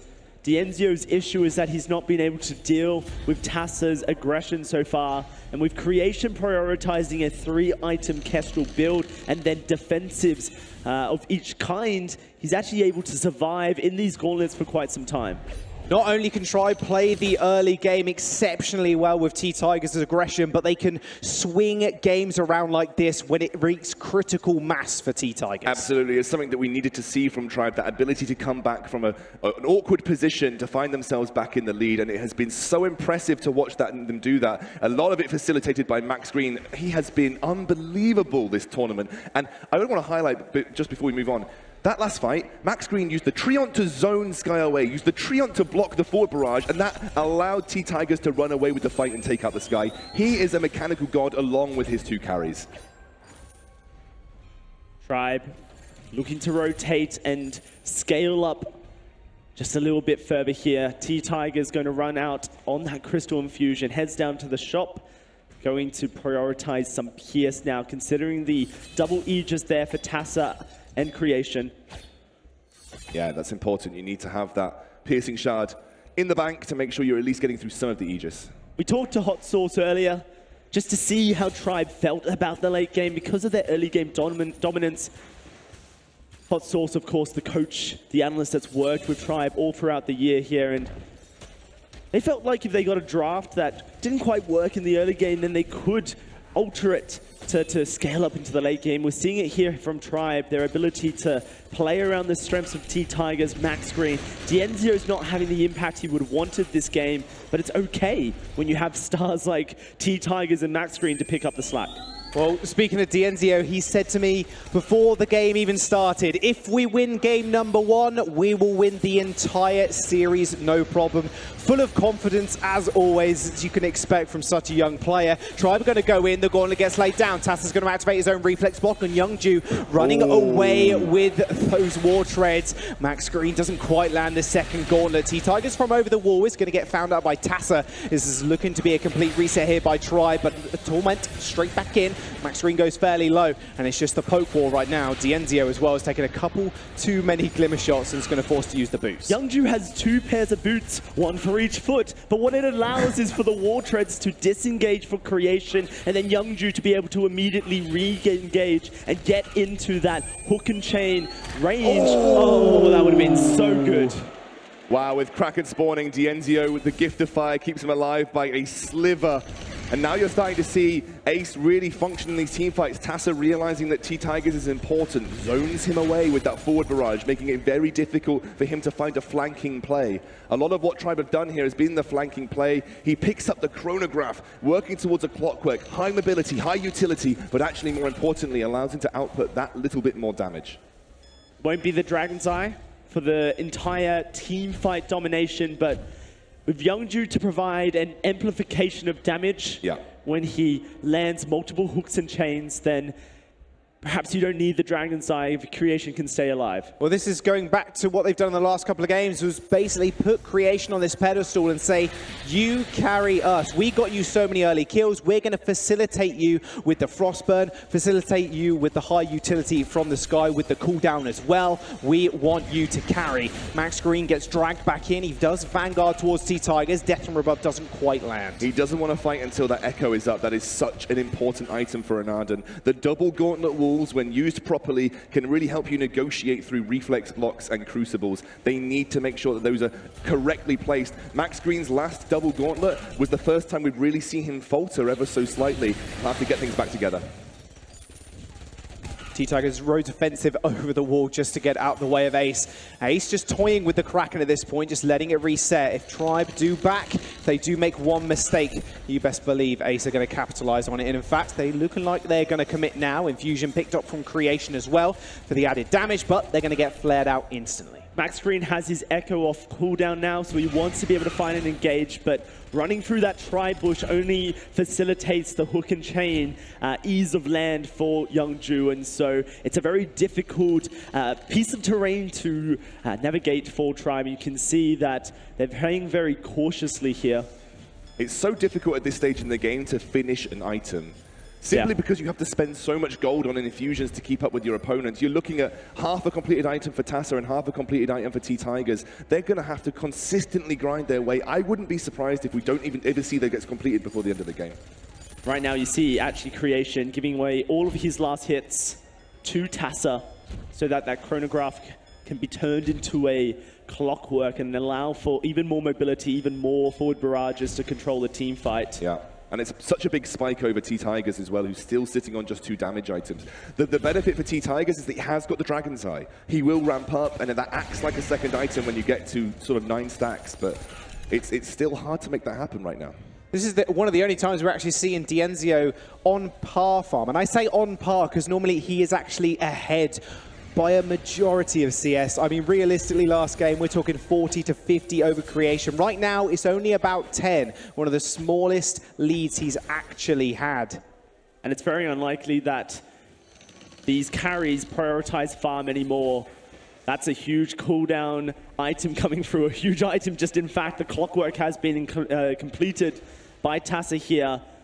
And it was because they donated all of that gold over to him. It is difficult when you're just farming the jungle or farming the lanes separately. T-Tigers is working towards what I imagine will be a broken myth. He's got a little bit to go, but I don't think they're going to want to fight until he's finished that up. Yeah, Dienzio is going to allow for T-Tigers to march up into the lane, take those last hits. It's no longer about the CS score here. It's about getting that third tier 3 item online for your jungle.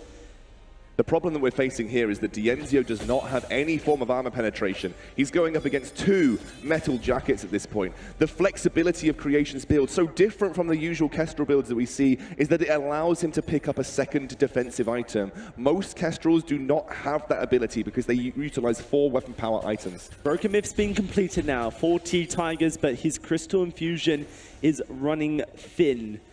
Once that Crystal Infusion's gone, Ace Gaming would have the perfect window of opportunity where their power is just that little bit more over Tribe. They can look to really rub it in their faces. Tribe looking for the flank here. There is the gauntlet. However, Crucible is used. War Treads also from Youngju to escape.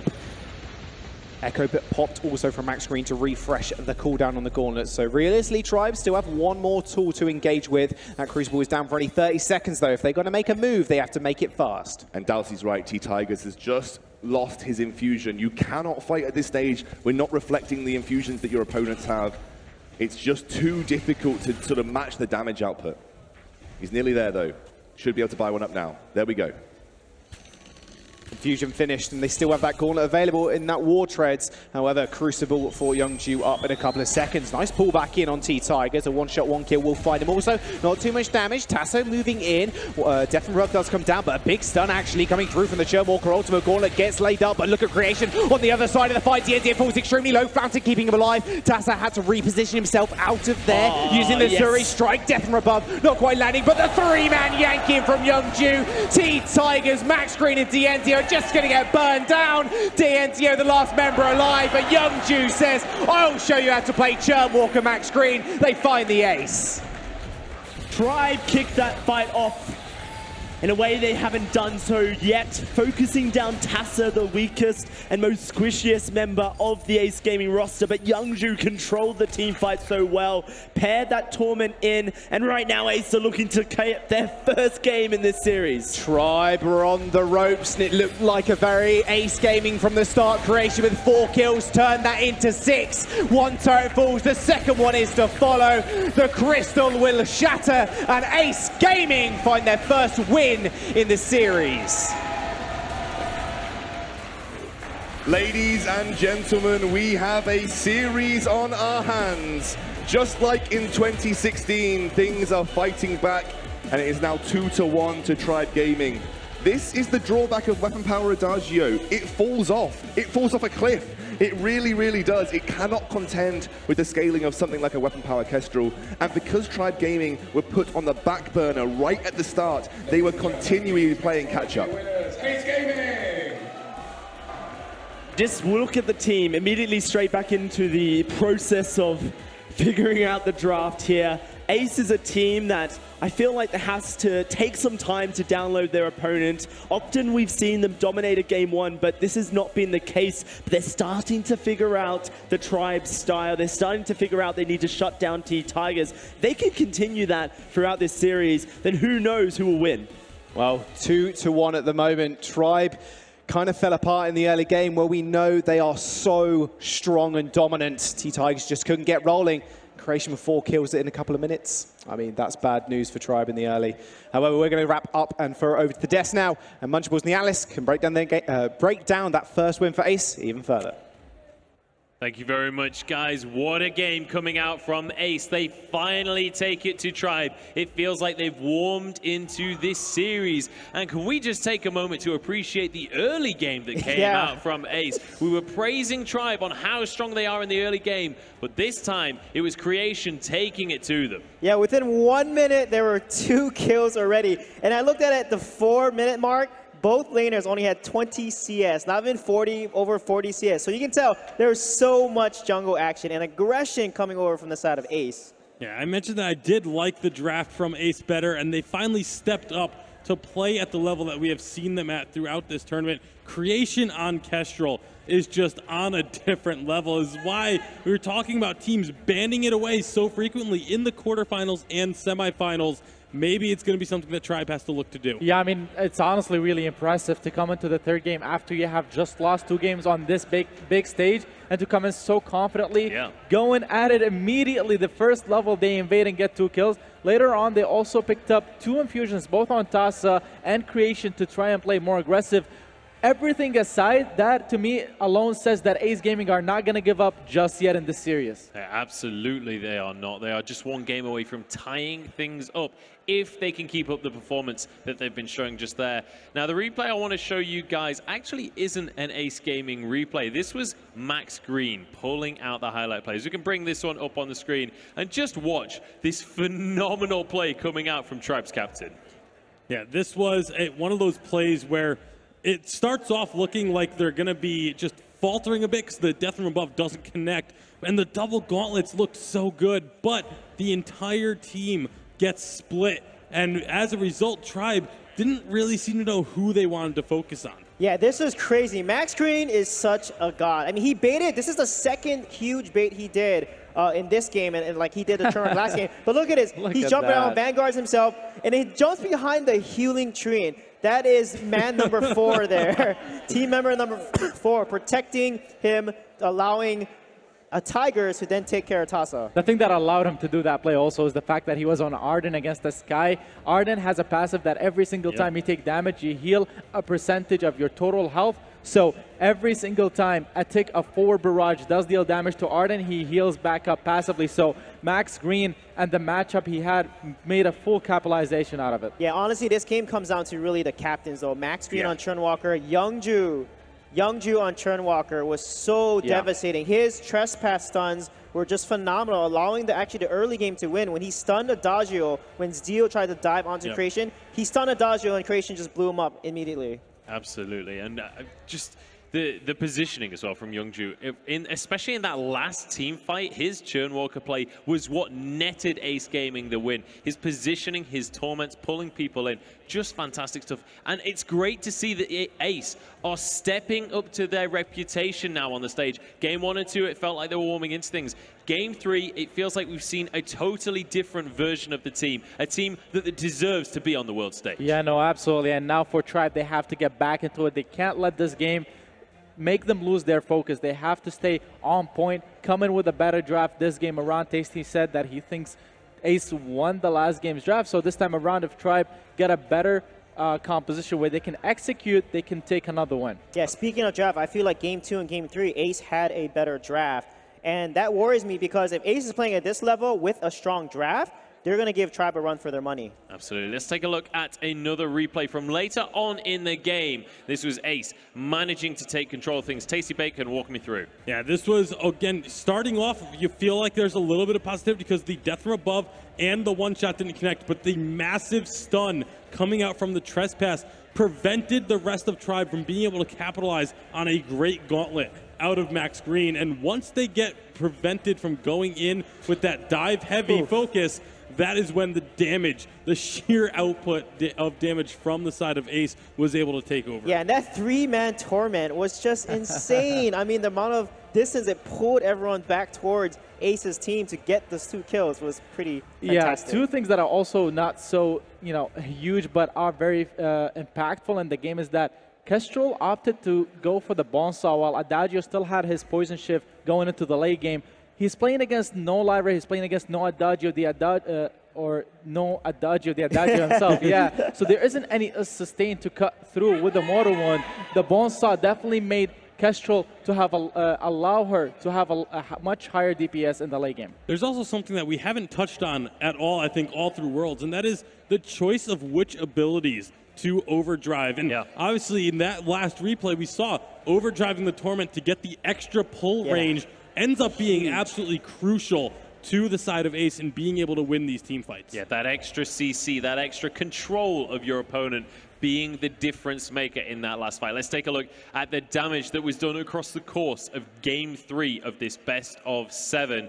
You can see Tigers actually topping the table. I was expecting that to be Creation, to be quite honest. Yeah, I mean, Creation did a lot of damage, but Tigers had a lot of nice on points, and the execute damage that came out, getting the kills, really added that damage up. And you can see it, Adagio just completely falls off late game. But I have to give it to Tribe. The whole time they're even on gold, up to the 16-minute mark. The goal was pretty even though they lost the early game so hard. And importantly there, Youngju is actually higher in damage than Dienzio. That is not a statistic that you should ever see. I mean, that's just because of the Chunwalker. His hook and chains do a lot of damage. To me, the biggest difference is obviously Creations versus Zio's damage. Yep. I mean, those are the two carries of their compositions of their team. So Creation coming out so far ahead, definitely allowing his team to, or providing his team the opportunities to capitalize on. The reason why he was so far ahead in damage also is that Kestrel has built-in armor piercing on her Glimmer Shot. So going into the late game, that's why we keep talking about Kestrel outscaling the Adagio. Yeah, I want to add real quick, Kestrel has 50% armor pierce when she maxes her A, but Churnwalker, when he chains all his victim, he amplifies 30% additional damage to the enemies that are hooked. So that's why Churnwalker is able to dish out a lot more damage as a captain compared to any other captain. Yeah, and you could see the effects of that in that final team fight. It's not like one target is burst and the rest escape. All three targets' health bars you can see moving down in sync because Churnwalker is kind of linking those health bars together. Fantastic play coming out from Ace. Now we need to start to talk about the draft coming into game number 4 here. What can Ace do now that they're swapping sides again to keep this momentum rolling? They need to continue to prioritize this Kestrel. In their previous 2 series, they kind of got away from this pick. Yes, it was banned away from them, but even the game times when it wasn't banned, and in the first 2 games, it wasn't banned, but they still moved away from the Kestrel. I think this is their bread and butter, and it gives them such an advantage. Yeah, I don't like this. Churnwalker needs to be banned because they have every time the team that had Churnwalker has won the game. So why is Ace giving Tribe Churnwalker again when Tribe won with Churnwalker? That being said, while I agree with you, I think it's too high of a priority. Ace Gaming did give it over to Impunity yesterday, and they beat Impunity with them having the Churnwalker. Yep. So they do have plans that they can run versus this pick, and starting with the Black Feather, that could be a dive comp. Also, the fact that you can see the bans coming out from Ace very clearly targeting T-Tigers. They are afraid of the jungle presence of Tribe's jungler. Yeah, I mean, well, so much of what Ace does when they get themselves an advantage is that very early game. So it makes sense that they are worried about that early game pressure from T-Tigers and taking away those 2 junglers. Now, where do they want to go with this next pick? Because obviously into the Churnwalker, they want something that can dive. Yeah, Arden would be the most ideal thing if you're trying to dive. The other option is Lyra. Ace Gaming, unless they're going to want to prioritize the Vox or the Sky to deny it away from the Enzio, most likely will prioritize one of these 2 picks. The Adagio instead. Yeah, they're denying the dive competition. And plus, Adagio's range is really good in case they want to play the Weapon Sky. Adagio can trade back with the Sky because of his range. And then Black Feather CP can also poke down the Sky as well. There's also the fact that while Adagio doesn't dive very well himself, he still helps dive compositions very effectively because when a Black Feather dives in, you put the Gift of Fire on him, all of a sudden it's on all of your opponents, and you can start spreading out that damage massively with the Agent of Wrath buff as well. Yeah, and I think we mentioned before is with Ace Gaming's draft right here, the Black Feather, the Adagio, this is a very, very flexible draft. They can go with it multiple directions. They can put the Black Feather in lane. They can put him in the jungle. They can put the Adagio in lane. They can put him in the captain role. So very flexible and leaves Tribe wondering. I like this draft from Ace because you can't really pick Vox because Adagio and Black Feather are so good at getting onto him, especially the CP Black Feather. So Vox is a risky pick, but they may go with the Vox and pick like another hero like a Baptiste or a Reza that can just dive onto the Adagio and delete him, and that's really their win condition with the Churnwalker here. But do you think they go for a Sky to try and counter out the dive counts? We've seen it obviously work really well against Rona, but can it just work into just general dive compositions? And with Zio's skill on it, I think it could be a possibility. Tribe are taking so long to decide on this pick. Only 10 seconds left. They're going to go with the Ozo, something that Cloud9 played multiple times in this competition. This crowd. They love this pick. And then the Kestrel to deny it from Ace. This is an incredible draft. Yeah, I like the Ozo pick with the Churnwalker. Works really well. It's just so much pressure early on in mid-game. You have so much damage, especially once the Aftershock is picked up by the Ozo, and then later on in the game you have a lot of AoE damage that is also amplified and shared because of Churnwalker's passive. Yeah, I wonder now, is Ace going to take Arden or Grace here? Because Grace looks actually pretty solid for the Black Feather to dive, get onto that Kestrel, get the heal, get the Divine Intervention, the Echo Divine Intervention, and then Black Feather will be just impossible to kill at that point. And you saw T-Tiger's Black Feather do so well against Creations, weapon Kestrel in the last game. I do like Arden a lot better than Grace right here, just because if you pick him up, you're able to provide the Vanguards to either Adagio and Blackfeather, and later on with the Echo, you have multiple gauntlets that you can throw, and at that point, Ozo, his dive strategy is a lot harder to execute because he will need multiple reflexes. Oh, it's a Vox. It's going to be the Adagio captain instead, and Vox heading up into the lane. We've already seen how strong Creation is when he gets that Vox under his play. Yeah, this is going to be an absolute barn burner of a match. Both of these compositions are going to be looking to be so aggressive in team fights. Very aggressive positioning to be coming out. All right, prediction time once again, boys. Tasty Bacon, we'll start with you this time. Who's going to take game number 4? This is such a tough one because both of these drafts are exceptionally strong. I liked what we saw from Cloud9 on the Ozo. We haven't seen Tribe pull it out yet, but if they play anywhere near the same level, they are going to get the win. All right, one for Tribe. Sweetjay, you're next. It's going to be Tribe. Max Green's Churnwalker. And plus, I love the finals day. The meta keeps changing. Look at these amazing drafts. Just changing it up every time. Just because Churnwalker is now again on to, or Max Green has it against, so I'm going to go with Tribe here again. All right, the win from Ace did not instill my analysts with confidence. They're all going for Tribe, but it's time to pass it back up to our casters, Jaws, Excoundrel, and Dowsy, to take away game number 4. An all-Tribe desk yet again. Are Ace going to prove them wrong? That's the question. But one pick that has really just flourished at Worlds is that Churnwalker. Max Green's on it again. I mean, we've seen Churnwalker become the flavor of this series, but realistically, he's just the flavor of the tournament. It's a hero that provides these captains a carry threat. When we look at the damage charts after every single game, the Churnwalker is legitimately up there with similar damage to the junglers. When you have basically a third damage source, it's unreal. Absolutely. Here we go. Game number 4 underway. Still Tribe only one game away from match point in the series. Ace managed to get such a gigantic Herculean lead so early on, but this time around, Creation hasn't got his famous Kestrel. Dienzio has decided to pick it up in lane. And that is really interesting, because Dienzio, during the regular season of the VGA in North America, proved he's quite a good Kestrel as well. He's definitely got a few tricks up his sleeve, and they can look to take that Kestrel level 1, level 2, and be super aggressive, and it's probably why Ace is starting mid to stay away from that aggression and rotate into their jungle. Does look exactly like that. Youngju basically keeping Max Green low on HP here. Max Green will not be able to facilitate any aggression from his teammates.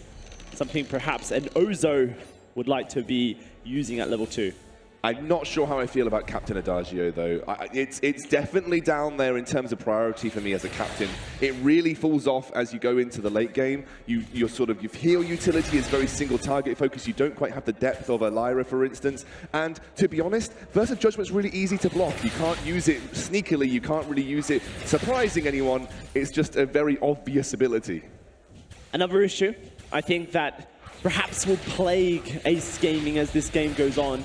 It's the lack of CC coming out of the rest of the allies from Ace Gaming.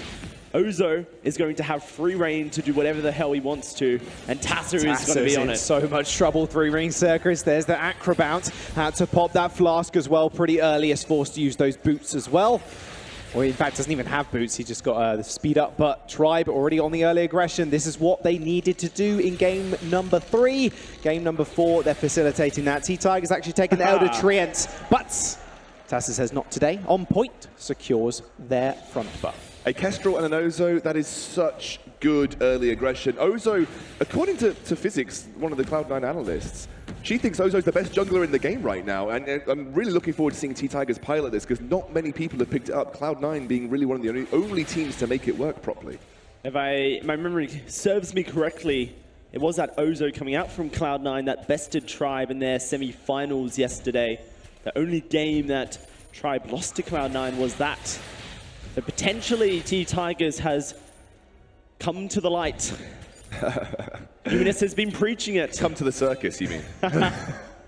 Creation does have the ability to scale into something like a Poison Shiv. It's a very obvious first item choice for the Vox. And Poison Shiv is necessary to shut down Ozo, simply because of his heroic perk. He can heal so much, and you combine that with the Aftershock, the small amount of healing that you get from that. Ozo has got a very good amount of inbuilt sustain in his kit, so this is going to be a really crucial pickup here for Creation. Already, T-Tigers and Max Green moving towards that Elder Treant yet again. Tassa looking to get this steal with the on point. There's the acro bounce. Tassa actually gets pulled straight in, and Dientio, of all people, actually... Oh no, it was T-Tigers in the end with the last basic attack. Thought he did steal with a Glimmer Shot. Creation paying him a due in the lane, however. And once again, we were seeing the minion candy being used from Tribe and Ace. It's just been so popularized earlier on in the tournament. And right now, they're using it to counter pressure. Creation popping the minion candy on his minions, making sure they push into the turret. Yeah, and as soon as they're under turret, those minions are going to be pushed straight out. Dientio struggling against this Adagio, and the early game has a lot of damage potential. We know Ace love to hyper carry a Vox. Well, Adagio can help with that, but it doesn't really do much against this Ozo.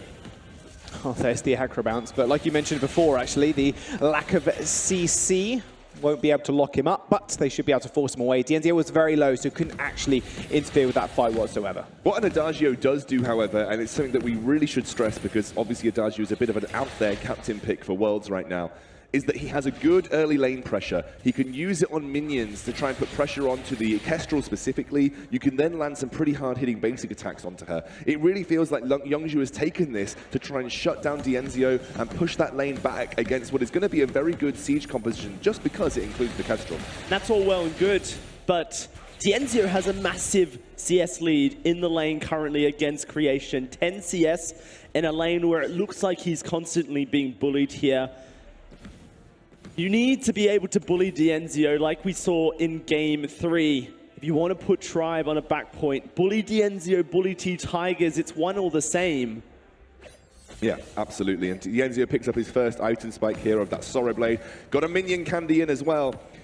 Really been an item that has seen more and more play over the course of the last few months in pro play. Wave control, the limited amount that you can do in 3v3, it's kind of facilitated by that minion candy. Oh, double aftershock finish means a fight is underway. Tassa used that Rose defensive. There's the one-shot, one kill, setting him very low. First blood goes over to the Ozo. T-Tigers using that bangarang, but Creation did block it with the reflex block. Yeah, I love the reflex block early coming out of Creation, but Youngju out of possession completely. Tassa going far too deep towards the shop there. Almost face-checked the bush on purpose. It was so unnecessary. Look at this. The siege is now going to open up. Just been trying to be cheeky, Youngju, keep that large minion alive for a little bit longer, but this is so early into the game that Tassa is able to respawn and get back to lane quickly. And then again, too much of a threat for Tribe to go all in on this turret. The early wave clear from Ace is good. You have the Adagio to apply a dot to the rest of the wave, and then Creation can use the Agent of Wrath to help empower his basic attacks to clear out very quickly. And what Ace want to do in the long run as well is make sure they can carry on the Korean dynasty that was Phoenix Armada. They want to prove to the world that Korea is the best region. But Tribe right now, they are 2 games up in the series. TSM lost 2-4 against Phoenix Armada last time around, and Tribe not willing to let that one get to their heads. It has been a titan battle between East Asia and North America over the course of the last few years. It has been 2 Vainglory God regions going up against each other. Last year, East Asia got the better. Rox Armada came in by storm. Tribe are looking to bring the crown back to America. Bangarang, straight in. Ooh, nice Rose offensive from Tassa. They're going to pull that minion straight back in. Max Green gets the healing camp as well. Youngju is on the bottom side, does have the flask available, so he could actually move up to go for a small engage, although Youngju and Tassa, there's the acro bounce. That was the longest acro bounce I've ever seen. Dientio's still going to try to chase this one up. Fountain actually popped from Youngju, but he's completely out of the fight. Dientio has to get the flash used on him also, but Tassa goes extremely low. 3 ring circles from the Ozo. The crowd erupts as Creation gets tased under turret as well. T-Tigers looking for blood, but Creation a little bit too fast on his feet. This should be an easy turret take now for Tribe. They have got the health advantage. The Fountain has already been used, and there the siege and turret taking potential of a Kestrel comes to life. How did they get that advantage there, Dalsy? It's just been dominance in the jungle, where T-Tigers is being completely unmatched here. Dientio having a CS lead over his counterpart in the lane. whilst right now it doesn't seem like much and it's starting to whittle down a little bit, Creation had to invest 700 gold into a reflex block early because of the threat that T-Tiger's Bangarang is to this Vox. And that's allowed Dienzio to snipe another item, the Tyrant's Monocle. We do finally see the breaking point. It's the difference in builds that we're seeing between the Kestrels. Creation, a very much breaking point, basic attack, kiting build coming out. Dienzio looks like he's going for El Clasico, the double Tyrant's Monocle after the Sora Blade, the heavy hitting damage, slightly worse on this current update than it was previously, but you do pierce a lot of armor with Glimmer Shot. That was the trade-off. Glimmer Shot used to be more powerful, but now it's more armor piercing. Hit level 6 on our captains. Trespass, Verse of Judgment. Massive ultimates have been completed. However, Max Green has a Crucible, which means that Verse of Judgment, which you already mentioned, Scoundrel, is so telegraphed, should be easily blocked by Tribe's captain. When you look at the items in Youngju's camp, there is no Crucible yet. He's going to finish it up right now. There we go. One shot, one kill onto Tassa. One chain does land from Max Green. They're going to roll straight in. Trespass is going to get blocked by the Crucible. He only recently just bought a wait for it. Will silence all three members, but Max Green pops the Crucible at the perfect time. They're going to go straight back in, but T-Tigers, his ultimate's going to get blocked. A Bangarang and a three-man circus isn't quite enough to heal him. They find their first kill on the board, actually make that 2 as T-Tigers and Max Green fall, and the gold miner is on the next on the menu for Ace. That was a really, really weird engage from Tribe right there. T-Tigers jumped straight in, and they had so much to kite back from. Creation wasn't getting focused. Let's take a look at the replay. Ace just so good at kiting back here, and with T-Tigers being on the front line, soaking up so much damage, the Resonance bounces allow Creation to stack up that breaking point. And it's that difference in item build that we see between the two Kestrels, where Creation in a team fight like this would have been stacking up a breaking point as well. A sustained fight may have favored the Kestrel, but a 2-item build on Vox, this Poison Shiv and Breaking Point, provides so much power early on. You saw Poison Shiv shut down Ozo in that last team fight. He had almost no sustain because of those mortal wounds. It is such a massive dent in Ozo's kit, and that's why Poison Shiv has been classically a really good item at shutting Ozo down in general. What I think was the real problem was they put all of their eggs in the Tassa basket in that fight. They dove on the Tassa, and he was able to use that Rose offensive to get out pretty much for free, on point, slowing everyone down, and honestly, Creation was untouched. Creation needs to be that target that you aim to blow up, and Tribe just didn't quite find that right there.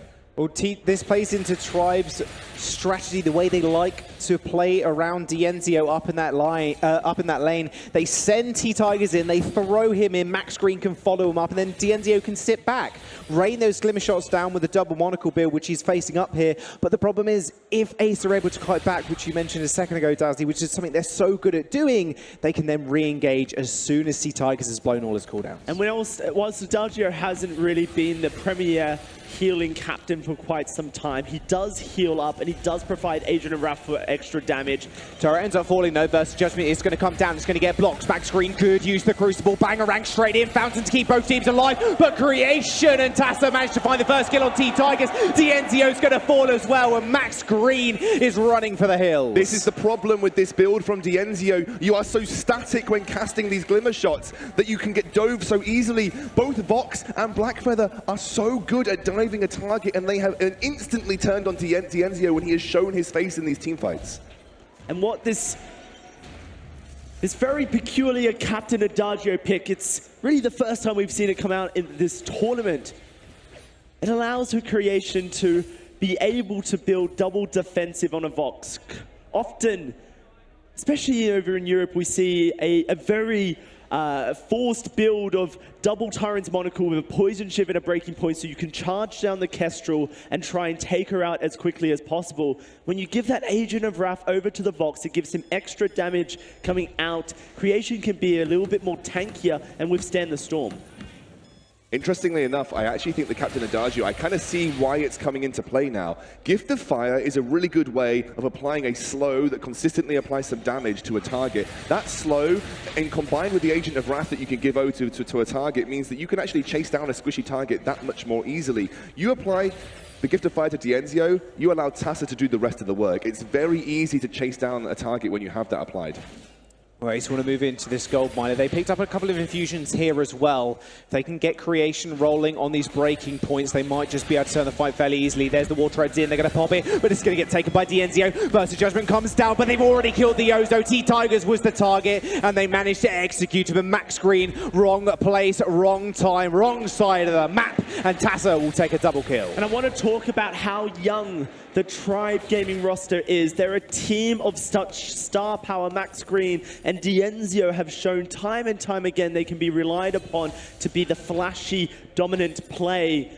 But when they're on the back foot, that's when that youngness, that lack of maturity and experience can sometimes get the better of you here. Ace, they're so sure of themselves, and they understand that a game is just a game in a best of 7. It is just that one piece of a massive journey towards winning a world championship. But Tribe, they have not been here yet. That damage is disgusting. Tassa just dives straight in, but actually gets stunned up by the active camo stun there. One shot, one kill. Youngju just walks into it, no worries. Tassa was ready to bloody block that for you as well. Creation, he's going to have to be fairly careful as Max Green was fishing for a hook, but no catch of the day just yet. Yeah, T-Tiger's now in a position where you haven't snowballed the jungle as hard as you would have wanted to as an Ozo, and Ozo definitely starts to fall off as the game goes on. He doesn't have the same impact that a CP Blackfeather would have in these team fights. Blackfeather's always got the backup of a high damage on point and a percentage health-based execute. Ozo, unfortunately, not quite in that league. He needs to snowball things. Take a look over here. Dienzio sold up the critical strike and head towards a Bonesaw. Yeah, and he even prioritized early shielding as well. Just sat on that lucky shot for so long and said, actually, Tassa is doing the majority of damage to me. He's getting on top of me when I'm stationary, firing those glimmer shots, even firing the one-shot, one-kill some of the time. Tassa has got full armor as well now. Tassa a lot of trouble, in fact. Beautiful stun. There's the Bangarang straight in. Tassa's extremely mobile. Still surviving. Fountain from Youngju to keep him alive. They blew so many cooldowns as well just to try and get the pick, but Blackfella way too mobile for them to actually do anything. Yeah, it was Tribe desperately trying to execute, but they can't get anything from it, Dalsy. This Kestrel can't run towards the box because as soon as she puts herself in the auto-attack range of Creation, that's when Creation's going to be able to withstand the damage. He has that metal jacket. Kraken has just spawned, though. It's very risky for Tribe to go for this. There is a Churnwalker ult coming back up. Perhaps they can make it work if they initiate a fight.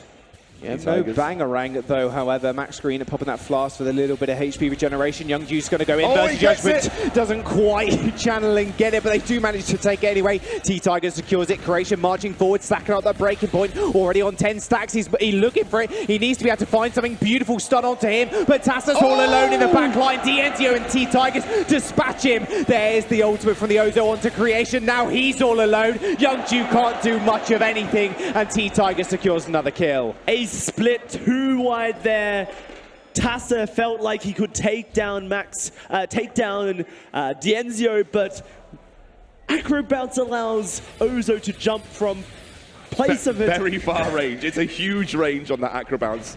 Unbelievable, Dalsy. I think the point that you're really getting to is that they were trying to go for the 1v1. He thought as a CP Blackfeather he'd take out that Kestrel, but the stealthing from Dienzio baited him in.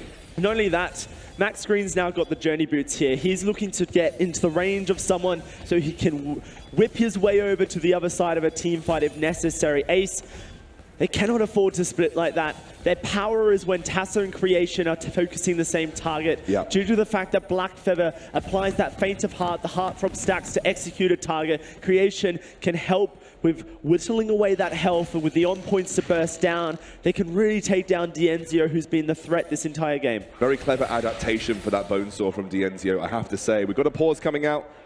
Got to make sure these players are ready. Looks like Ace might have a problem here. Again, pauses are there for a reason. Need to make sure that this is such an important tournament, such an important game in this tournament. It is the World Finals. If there is a problem, we need to get it sorted. We've seen Tribe twice in a row here draft a... If we don't get out of the early game strong enough, we might fall behind, and it might be the detriment to the rest of our composition. This Ozo, like you were mentioning before, if he does get to the late game, he's not going to do much of anything, and Tassa is only going to get stronger, and same with Creation on that Vox. And right now, it's a very even game. They only managed to secure one turret as well with that Kraken. I think Dalsy hit a really, really good point in that last team fight. It's the fact that Ace need to dive together. The whole composition revolves around the ability to jump in with Blackfeather, apply the Gift of Fire while giving the Blackfeather a slight boon in HP as he jumps in, and then use that to slow down the Kestrel. It is a combination dive coming in. The reason that you saw Tribe turn things around after that Kraken fight was that Blackfeather tried to go 1v1 versus Dienzio. He was out of range of a Savior Fountain, and that, like Dowsey said, the Acrobounce managed to get him in such a long-range engage that they were able to then pinpoint and take out the Blackfeather, which realistically is probably the major threat now in terms of straight-up burst damage going into these fights. And he's only going to get stronger. He has that Eclipse Prism, I believe, in his inventory, looking to go towards either a Shatterglass, but more likely the Dragon's Eye for himself, so that as the fight goes on, he's getting more and more threatening with the damage he can output. Allows you to take down that Ozo once you've dealt with the Kestrel. Yeah, we are still in the brief pause. Looks like Ace are managing to sort themselves out, so it shouldn't be too long until we get back into the game. We're currently 2-1 in this series right now. Ace on the brink of bringing things back to level pegging. Dienzio was so confident going in. He said, if we win the first game, series ours, boys. Doesn't seem like they're giving it up that easily. Look at that VIPL trophy there. It's what these guys are playing for, to name themselves the world champion. And back when Vainglory was fighting for that VIPL trophy all that time ago, it was North America that dominated to begin with. But then we saw the rise of East Asia and Phoenix Armada coming on through to take away a world championship, take away that VIPL as well. I know fans from North America would wish it was back in their camp. Yeah, there was a Flash X last Worlds as well. It wasn't NA versus EA. It was NA versus Phoenix Armada. It's just so poetic, isn't it? That once more, it's a single East Asian team that is fighting their way from the group stages here. We lost Detonation and former world championships, Rox Armada, previously Phoenix Armada, in the group stages. But Ace, they have looked to overcome so far, taking down the home crowd's favorite of Impunity. In what looked to be a series they struggled in, but were able to out-rotate and out-macro game their opponents. And let's not undersell how Tribe got here. This is a team that has always been the bridesmaid, never the bride. Cloud9 have consistently held that bouquet throughout the entire year. And finally, Tribe got their shot at the most important tournament of the year, the legacy tournament of 3v3 Vainglory. And they could potentially seal themselves in history as the second official Vainglory World Champions. Obviously, VIPL counted before, but this is the second official Vainglory Championship, and they could be the champions. Yeah, and last time Tribe and Cloud9 played on such a big stage was at the Unified Champions over in LA, and Cloud9 took them 3-1. This time Tribe took them 3-1 in the semifinals, landing them where they are right now in the finals against Ace Gaming. After Immortals, Dienzio's former organization, dropped into the Challenger Series in spring after losing to G2 at the Unified Western Live Championships in London in spring. It was a revamp, a reshuffle, and a new goal. They had to win a world championship. They said, we're back here. We'll have to see if that goal can come through. Yeah, we are straight back into the game. Tribe had to do a little resetting there after T-Tigers did end up falling over. That Kraken did only take one turret, mind you. So but look where Dienzio chooses to go. He is going for a fourth offensive item here. Not too worried about that damage coming out from Vox. Maybe a Tornado Trigger. That would be the one that really brings in a basic attack focused style of gameplay from a Kestrel, which is usually so focused on Glimmer shots. Be very interesting to see if he does go towards that. It will really decide whether or not Tribe wants to kind of play to what Ace Gaming have been producing so far in this game, the mini meta of a series. Be more typical that a Monocle would come through. I just have that sneaking suspicion. Look at that damage. There's the trespass going to get blocked. War treads defensively used by Youngju. There's the Versus Judgment. It's going to get blocked as well, but they're going to jump straight on Creation. Oh! Bangarang into the stun. 3-ring circus to pick up the kill. Acro bounce on top of Tassa. Youngju's really low as well. Dienzio's just going to be able to cut him down. This very well could be the ace for Tribe. One shot, one kill goes wide, but it doesn't matter. T-Tigers might just be able to find it. There's the final Acro bounce. He trades one apiece, but Tribe still get the ace. Look at the difference when Tribe focus down the Vox instead of going for the Black Feather. Much easier target as the turret opening to the base falls, and they are going to look to potentially take the Kraken on respawn. It might be there pretty soon. Let's have a look at this replay. Creation just got singled out right here. Far too forward in the team fight. Jumps forward onto Max Screen. Great blocks, but it just wasn't enough to be able to survive. And that burst of judgment, we criticized how easily it is to dodge out. Not only that, it renders Youngju useless throughout a team fight. He's not able to do anything to keep Creation alive. And when Creation is dead, there's no hope for Ace. He channeled the burst of judgment. He put himself out of Gift of Fire range. He wasn't able to back up a Vox that was so direly in need of trouble, in need of saving rather. And again, like you said, that is just such an easy ability to Crucible. The Kraken has been unleashed for Tribe with just 2 turrets remaining. Oh, there's the trespassing. Creation is going to get focused down. There's the Versus Judgment left all alone. Big silence comes out from the Vox, stopping T-Tiger's damage for the time being. But he's still going to go down. Dienzio left completely alone. Will actually just go down anyway as Tassa just cuts him through. A 2-on-2 is T-Tigers marching forward. They're going to focus Youngju. A bang, an Acro bounce straight on top of him. A 3-ring Circus finishes off the kill. Tassa gets yanked back in. And another Acro bounce. The sustain coming out of T-Tigers is way too much for Tassa to deal with. Max Screen ends up falling, however. That Kraken still marching on Ace's base, but T-Tigers finds the ace. That is what happens with an Ozo when there is no Poison Shiv to deal with him. He's going for the win right now. He's going to push with Kraken. Another turret down. T-Tigers looking to end the game, but Creation is alive. He needs to be able to kill him. The Mortal Wound will stop the healing for the time being, but he still needs to deal with the Kraken. I don't think there's any way he's going to be able to do it unless Youngju can make it there in time. This could be match point for Tribe. Kraken's just going to knock down the base, but it's so close. Creation, Tassa, Youngju, they're all alive. Kraken needs a couple more hits. Ace Gaming, this is their thread, their lifeline, but Tribe are just going to take it to match point. That is a hard break for Ace Gaming. It felt like they had figured out Tribe, but it all fell apart so quickly, and Tribe turned it on its head there, focusing down Creation so well with their focus.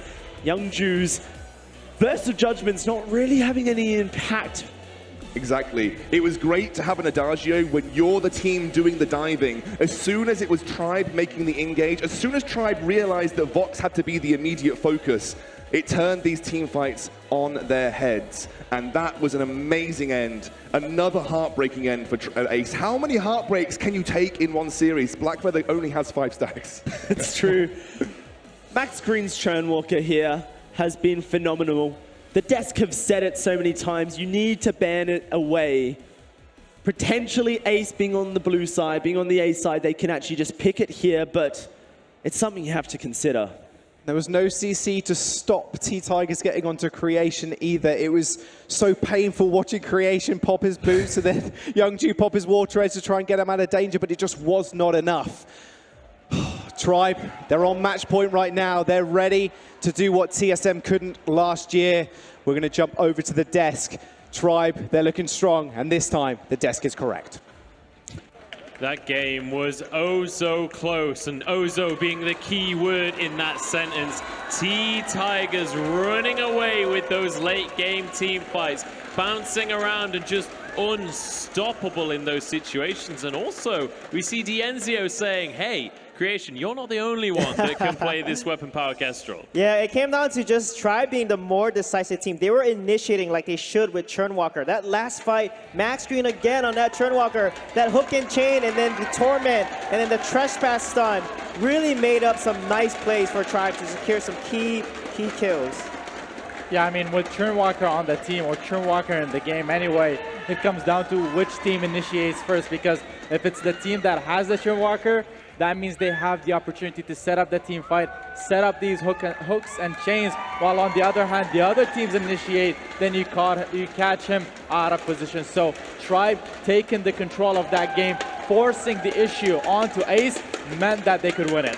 Yeah, but in the early stages of the game, it was actually Ace initiating things. For the second game in a row now, we've seen Ace really pushing the envelope in the early game, making sure that they're the ones on the front foot. Yeah, they were able to find themselves opportunities early on, but once this Ozo started to come online, once it got a little bit of damage, you saw the amount of work that T-Tigers was able to put in, maxing the A first, getting a little bit of extra healing out of that ability, staying alive, that little bit of an extra duration that the team needed so that they could find these team fights. Yeah, and sometimes Ace did such a good job. They just shut down T-Tigers. When he jumped in, the entire team just focused him, and he was immediately bursted. And that's what they needed to continue doing. I don't know what happened after the 17-minute mark. They just stopped engaging. They let Tribe engage them, and then Ace just played the more passive game, and that's what cost them the loss. Absolutely. Let's take a look at a couple of replays of that game. Now, it was Ace starting things off strong,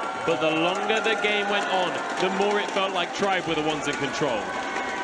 Yeah, this is the key play here. The trespass comes in, it gets blocked. But look at Creation. He just can't do much. And Adagio, even though he's ulting, cannot provide enough peel or protection for Creation. And this is a beautiful turnaround for Tribe here. They're able to focus on the Vox and secure a much-needed teamfight win. Yeah, I love how D'Anzio played this Kestrel as well, because when you play her with a dive composition, you don't want to Glimmer Shot, because if you Glimmer Shot, then you're standing still in your position and you're not able to keep up with your team who's going to be running in. So instead, D'Anzio kept going in with his team, using his auto attacks for the damage instead. So really heads up play by D'Anzio. Absolutely. I want to talk a little bit about this Black Feather pick that has been such a prominent pick, not just in this series, but across the entire World Championship so far. In this series, it has been picked or banned every single game, but it hasn't actually felt like the most influential pick of the series so far. It hasn't felt like that's been the pivotal pick in any of the games in this series. Yeah, in this part, it was so strong early and mid. I mean, Tasa was just going crazy on the Black Feather. But what happened, there was a critical team fight around the 15-30 mark. They split their focus. Black Feather goes after the Vox, and then Tigers rotates around the jungle, and then they 2v1 Tasa. They kill him. Creation is stuck trying to kill Maxu, and I don't know why Creation does this a lot, but he tends to focus the captain when he should be going for the carry.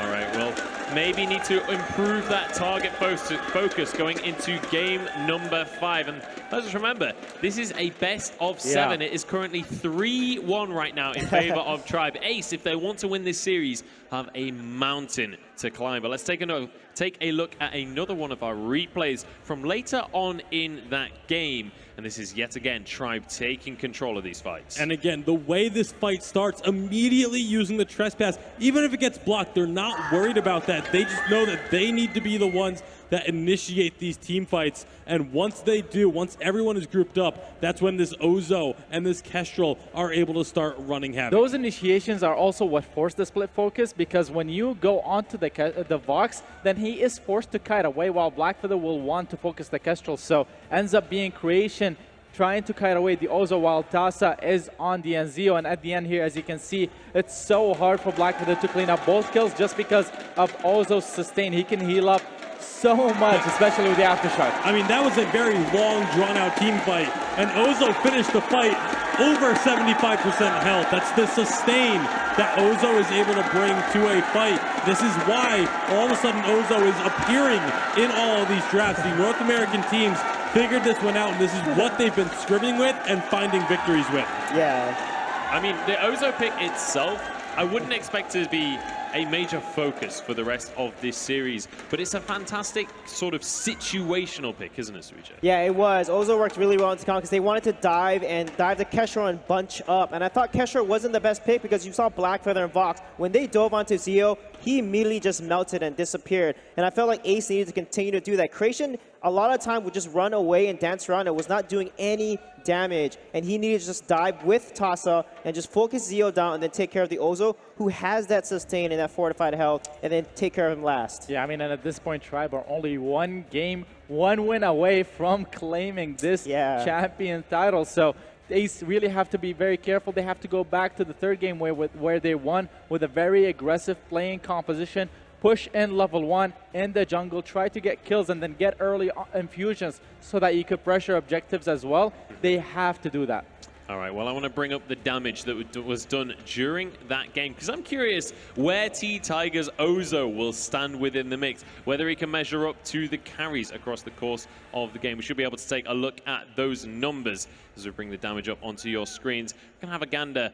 It wasn't actually T-Tigers leading the charge, and in fact, both Creation and Tasa doing more damage than anyone on Tribe, but it wasn't enough to clinch them a victory. Well, they had to do more damage, though. That's the thing. For them to win a team fight, they had to out-damage the sustain of both a Churnwalker and an Ozo. Yeah. So even though they did more damage, they still had to, the members of Tribe were able to soak a lot more damage in these team fights. So when those team fights ended up being very, very close, that's just naturally going to be more damage being dealt by Ace Gaming. Yeah, up until the 15:30 mark, Ace was actually ahead. And because they handed over the Ace to Tribe, Tribe took the Kraken and pushed, and that put Tribe right back into the game. They were doing so well. They were deleting T-Tires. They were killing Zeo. They were just constantly initiating on a Churnwalker like they're supposed to. And then for somebody after that fight, their focus was off, and they just played more passive.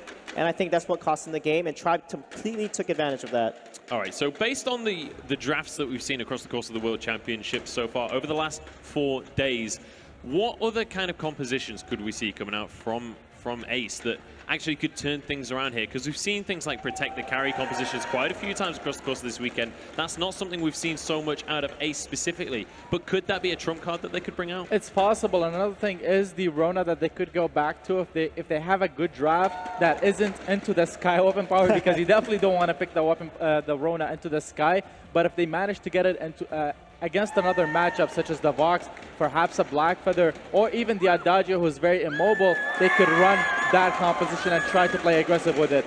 Talking about Ace right here. That's assuming it's not taken off the board, because Tribe has been banning it in the last couple of games just to make sure that Ace doesn't have that option available. But I think for this upcoming draft, we have to go back to our theme of the weekend, which is our 2 chosen words.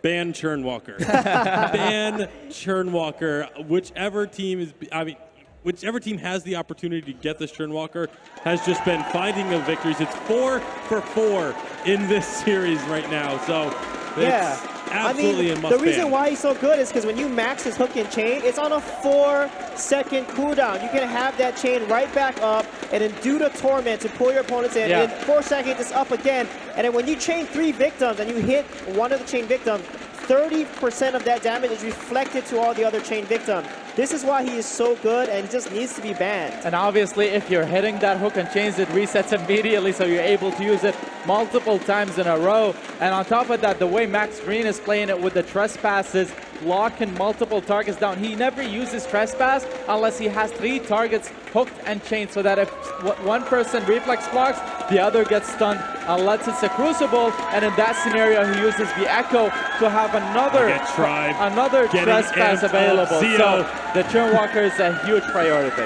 Zeo absolutely amped and ready to go for this game, trying to get Max Green to show some sort of emotion. Max Green has been absolutely stone-faced this entire series, and they are now on the verge, 1 game away from taking the title from Korea and bringing it back to North America. Yeah, I'm just so proud of Max Green. I mean, I've known him for over 2 years now. He was in Nemesis Hydra, or Nemesis actually, with me, and it came to Hammers, and it came to Immortals. He has such an amazing story. This is a kid that has developed and grown to be one of, if not the best captain right now in the world. And for him to just come out of nowhere and do that, I'm super proud of him. And I think he has done a lot for his team and himself. All right, I want to talk a little bit about the players on the stage right now. They're waiting to get into the next draft. They're waiting to get into Game 5 of this series. On the side of Tribe, you can see D'Enzio. He's getting a bit amped on stage. He's getting ready for this last game. How do you keep yourself calm when you are a single game away from the world champion title? How do you keep yourself in the zone to play the game? I mean, you don't keep yourself calm. You let that energy flow through you, and you let it excite you and motivate you. The reason why D'Enzio is amped up right now is because this is what it all comes down to. This is the last game of the year that if he wins, he's going to claim the championship of the year.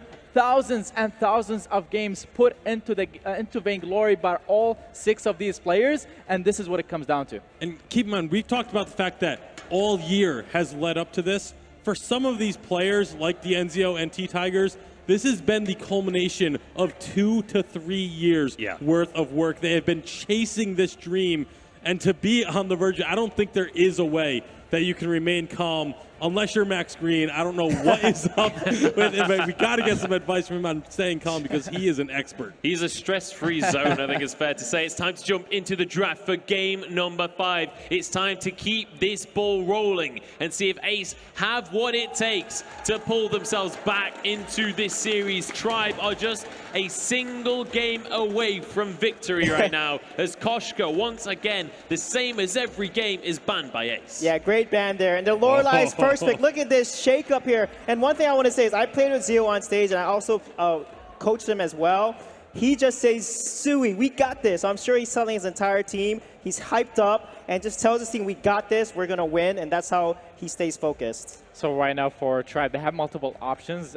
I mean, so early on in the draft, you have things such as the Arden, such as the Lyra. If they want to go for a carry focus, Sky is open to them, but that's a little risky to pick on so early, especially since you're not going up against the Rona. So if not that, Vox and Adagio are also available for D'Enzio. Right now, Tribe, I think, immediately need to start thinking of a high mobility composition. When you're up against the Lyra, you need to be able to chase through those splashdown pools, if not around them. Yeah, I mean, the Lorelei is definitely a strong pick right there. Yeah, let's see if they will pick the Arden or the Lyra here and then ban away the Grace, because the Grace with Lorelei combo is such a strong composition that Ace has run before.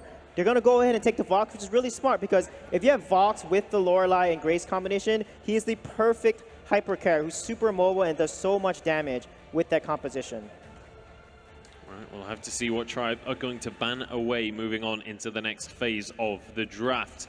And Ace have to decide where they want to go with this composition. They have the Lorelei in their pocket, but Lorelei, it can be a jungler, it can be a captain. That's 2 very different styles of play, so still a very versatile first pick, still a lot of directions they can go as well. I think Tribe will try to ban Arden right here, unless they're going to try to pick it up, so that they don't go against the Lorelei Arden. If they go up against the Lorelei Grace with a Vox Poison Shift, you can play against that matchup in a sense. Instead, they're going to ban the Grace and take it away from them. Exactly, because they want to deny that competition Ace ran. And Ace will not give T-Tigers Blackfeather, and I think Blackfeather will probably ban it, because if they don't ban Blackfeather, Tribe is going to pick that up, because Blackfeather and Vox is such a strong combination. And when they take Blackfeather, I think Arden is going to be opened up, and then Ace will probably... Oh, they're going to actually take away the Alpha. Tribe will pick up Arden right here. So they ban the Grace, then they're going to pick up the Arden, denying both options to Ace Gaming. Lorelei at that point, if they want to play the jungle, they have the Lyra to play it with. Yeah, the Lyra is actually going to be taken by Tribe instead. So the Arden is still available for Ace Gaming, but the issue with that composition is you lack a little bit of damage. Yes, the Lorelei can output some decent damage with the fish food, but if you can just dodge that, it's an AoE on the ground that you can easily get yourself out of after the stun, and you can then deny a lot of her damage and just focus on the one carry. I wouldn't be surprised if Ace Gaming went for the Arden with the Baron and the lane so that they can hyper carry creation on that pick, versus the Vox. It also works really well because you outrange him. So they're either going to go for that sort of strategy or play the regular Lorelei captain with something like the Blackfeather in the jungle for Tasa. The concern you have, though, is do you want to pick a Baron into a Lyra? Lyra's so good at jumping onto the backline and enables the rest of the team to do so as well. I think Adagio might work here as well because he has Poison Shift, Weapon Adagio with a jungle Lorelei and an Arden to just protect him, and he can basically outrange the Vox, put a lot of pressure early here. So potentially they could go with Adagio or Weapon Sky, but I think Adagio would make the most sense if he plays it. We'll see. Or maybe Baron, but Baron is like kind of risky against Lyra because Lyra is so good at engaging onto the Baron and getting on top of him and putting the bulwark up so he can't jump out. Yeah, she's good at that, but you have a Lorelei and an Arden who are unbelievably good at protecting the Baron. Even if the portal comes in, water wall to cleanse, and then Baron can jump out Rona anyway. is open. I just realized Rona is open, actually. So I don't think they will play that comp with a triple melee or a melee laner. They can't go for the... I don't know if they... I think they didn't want to go for the run because Sky is still available. Even though Vox was already picked, there is the potential for Sky to come out in the jungle, and you don't necessarily want to run into that matchup. So Blackfeather is their choice here. This is a difficult composition to pull off, I think, for Ace. They have a ton of mobility, but they don't have a whole lot of sustain for that Blackfeather. Oftentimes when you run a single dive carry like this, you need to have a lot of healing for him. Yeah, let's see if they go with the Ozo again potentially here, because that's a lot of heroes that will be on top of each other, or even maybe a Petal, because Blackfeather's going to want to dive onto the Vox, and Petal is going to be able to get the pets. And they're actually going with Reza here, a more mobile hero. Interesting. Very aggressive composition coming out from Tribe here. They're wanting to force the issue once they get to that mid game. But this Blackfeather, if it's a weapon-powered Blackfeather in that lane, you can definitely become that late-game hypercarry. Yeah, no, absolutely. I mean, once you stack some defense on him as well with the Vanguards coming through, the waterfalls from Lyra, yes, he's not going to have the sustain with the healing. He's going to have so much durability that Tribe will need to shred through. All right, it's that time once again, gentlemen. Is this hyper carry on creation going to be enough for Ace to come back in the series, or is this going to be a Tribe Championship? I think it'll be a Tribe Championship, but Ace has a pretty solid draft. All right, one for Tribe. I agree, Ace has a solid draft, but this Reza, I think, is going to be a hard counter to the Lorelei. One of the longest dashes in the game to get over those splashdown and fish food pools. I think Tribe take it home right here. Two for Tribe. Rakizar. I predicted that Tribe would win it for one, so I'm going for Tribe right here. All right, we've got three for Tribe. You can hear the crowd. They're ready to get on into game, as are we. It's time to pass it up to Dowsy, Excoundra, and Jaws for game number 5. It is time. Tribe are on match point. One more game, and they will be crowned the best team in the world. Not only the best team in the world, Max Green and T-Tigers will win their first ever championship. These guys have been around for quite some time. Max Green, a rookie, but he's been in the scene. T-Tigers has been there forever. Can you imagine how it must feel for both these two players to have come this far and potentially win their first championship on the world stage? Not only that, Dienzio has got one title to his name. He won the North American Spring Championship last year, and since then hasn't found his way to the top since. This is a guy who came in. The storyline that we ran with back then was he was this explosive young laner who was a new talent to grace North America, and in that championship he won. But then he didn't find anything following that. This would be a return to the top for a man that has been so hard placed in the North American laning meta, such an inspiration for a lot of North American laners as well. And since that time, we've seen Dienzio mature and develop not only in his play, but his personality as well. He's really become someone to look up to as an athlete, a sportsman in Vainglory, always providing entertainment, but always humble in victory. Here we go, jumping onto the fold for what potentially could be the final time. Ace running with a composition that is designed to protect creation yet again. No way. I don't believe what I'm seeing right now, but I'm sure it's going to be a CP Arden, but that's Tassa on Arden, and he's got a weapon blade.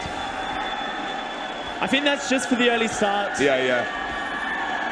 More importantly, CP Arden, or Jungle Arden, let's just say that, has a 0% win rate at the World Championship and it's been made multiple times. Good statistic if you're a Tribe fan going into this game. It is a risky pick. A risky pick. It's a pick that Tassa made his own, but Creation's been singled out. Oh, Creation forced to pop the flask. Dienzio already asserting his dominance up in the lane. T-Tigers is going to start soloing out this Elder Treant right now. It will be Max Green rotating down as Tassa comes in. I mean, you're against an Arden and a Lorelei. Do you feel threatened? No, you steal away the Treant. It's as easy as 1, 2, 3, and now T-Tigers can look to dominate the jungle. Dienzio's moving forward as well, did rotate down after he did clean the wave. Youngju's being focused out here, but Tassa is going to be next on the menu. Dienzio is over the wall, is going to jump straight over. Tassa, wrong place, wrong time. Tribe are going to start this one off strong if they can find the kill. Look at the backs. Right now, Lyra, Max Green soloing out some backs, and that is another kill. First blood goes over to T-Tigers so early on. This guy likes to get ahead, and even Max Green taking away some of his jungle as well. Youngju tried to hit the fish food, didn't quite land it, and Max Green's going to get away scot-free. What a way to start championship point game. Tribe come out the gate swinging. Unbelievable aggression, trying to punish this Arden in the jungle with a slow clear speed. Poor early game before he even hits that aftershock. This is Tribe's to take right now. They need to run with this and keep running. And T-Tigers is quite possibly the only person who came into the 2017 Vainglory World Championship with Razer in his toolkit. A hero with so much mobility, so much jungle dominance and burst potential. He's really loved to show off on it. He gets it again. Steals it away. He's going to get the healing and going to pop the flask also. Tessa in a little bit of trouble, has to pop the boots. T-Tigers willing to chase him though. There's the splash down for the speed boost. None dissuaded. They're corralling them into the pit. Exactly where they want to find, and they find another kill. That'll be T-Tigers second of the game. Dienzio, Sonic zooms over the wall. Creation with a double on point should slow them up enough to get away. Dienzio is on fire right now. He feels the hype and he's amping up the crowd. A man who is just looking to solidify that he is quite possibly the best at Vainglory at the moment. And with a star-studded roster to support him in this dream of a championship at Worlds. And for a jungler who already has a poor clear, who already relies on at least his first item, T-Tigers has starved this Arden in the first 3 minutes of this game. Tribe have stepped up to another level. That early aggression they're able to execute on time and time again. T-Tigers is just a monster. Every member of Tribe is a monster in their respective role. It's 20 CS, 2 T-Tigers in the jungle, meaning Tassa, who relies on that aftershock to have any influence, is just not finding anything. Oh. It's a 4-minute aftershock for T-Tigers, already hitting that crucial item spike for the Razer. They're going to look to consistently try and punish here. Crystal Sentry will provide some relief, but T-Tigers is level 6. Level 6 to Tassa's level 4. 4 minutes and 20 seconds nonetheless either. Creation's getting forced underneath his turret. They might just go for a dive. There we go. They're the form detonation. Creation in a lot of trouble. Max Green using that sigil to escort T-Tigers out alive. They're going to push onto this turret here. Tassa takes a bit of damage. It does feel very much like it's a Protect Creation composition almost again in this scenario. Arden will do damage, but he will be there for big vanguards too. And weapon power, Blackfeather has so much power into Vox, being able to usually take him down, but weapon power Blackfeather is another hero that we just haven't seen success on update 2.10, and T-Tigers. This guy's crazy. In between two turrets right now. Even Tassa's trying to deal with him, but it's just leaving Dienzio with free time on the turret. Turret goes down at 5 minutes. He's not done. Creation goes very low. Nicely timed fish shoot from Youngju just to keep him alive. What a way to start this game. T-Tigers zoning out the members of Ace. And again, this is so reminiscent of T-Tigers versus Cloud9. He has moved his jungle from his own to the enemy side. Those front camps are consistently his. You can feel that Tribe have entered another level of play. Mechanically, Dienzio hitting every single wall jump, T-Tigers dodging every single skill shot. Max, unbelievably good with the placement of his sigils. This feels like a freight train that you just can't stop. This is just a level up. And every game from them has seen time and time again an impossible overcome of greatness for Tribe. T-Tigers 1v3. He's got Max Green behind him. Here they go. Tassa's going low, already forced to pop that flask and the boost. Netherform destination straight onto 2 people. Young Juice set really low as well. Troublemaker forward to try and get a bit more damage. He is met with Creation, who dashes straight back in. They're dissuaded for the time being, but that does not mean T-Tigers is going to unrelent on this aggression. Should just be able to take these backs if he so chooses. Ace, they are very low. I've been really impressed by T-Tigers' ability to take over the jungle. But I'm not entirely sure Razer has a fun time in the late game dealing with Ace Gaming's composition. Oh, there's the Gauntlet straight in. T-Tigers run straight into the wall. The cage has been set. Dienzio with the triple silence. Fountain popped as well from Tribe to keep them alive for the time being. Young Jew, Creation are backing off. They've got to be careful at this moment in time because T-Tigers, he's ready to rumble. Netherform detonations available. Tassa going very low. Vanguard on himself to keep him alive. Young Jew's there with the splashdown to provide the speed up. And Tribe, all the meanwhile, healing off that sigil, looking to take turret number 2. Tribe are so good at pacing in and out of these fights, juggling that aggro, making sure that someone is always replicating that front line for them, and T-Tiger is able to get so much burst damage off with a single item spike. Dienzio sitting on 2,000 gold. He's going to upgrade and pick up some more items. T-Tiger's now working towards his second item, has a variety of choices available to him. Looks like he's going towards a Broken Myth second here, just so he can pierce through the slightly tankier composition that Ace have. A little bit caught out. Tigers a lot caught out there. Just his sun over the wall as well. Nicely placed fish food from Young Jew. They do manage to punish him where he loves to sit. So Lorelei in the jungle, which we've seen Tassa play, could have been very easily punished by the Razer because of how squishy he is. This is why I feel Tassa has decided to pick up the Arden for himself, a little bit more tankier.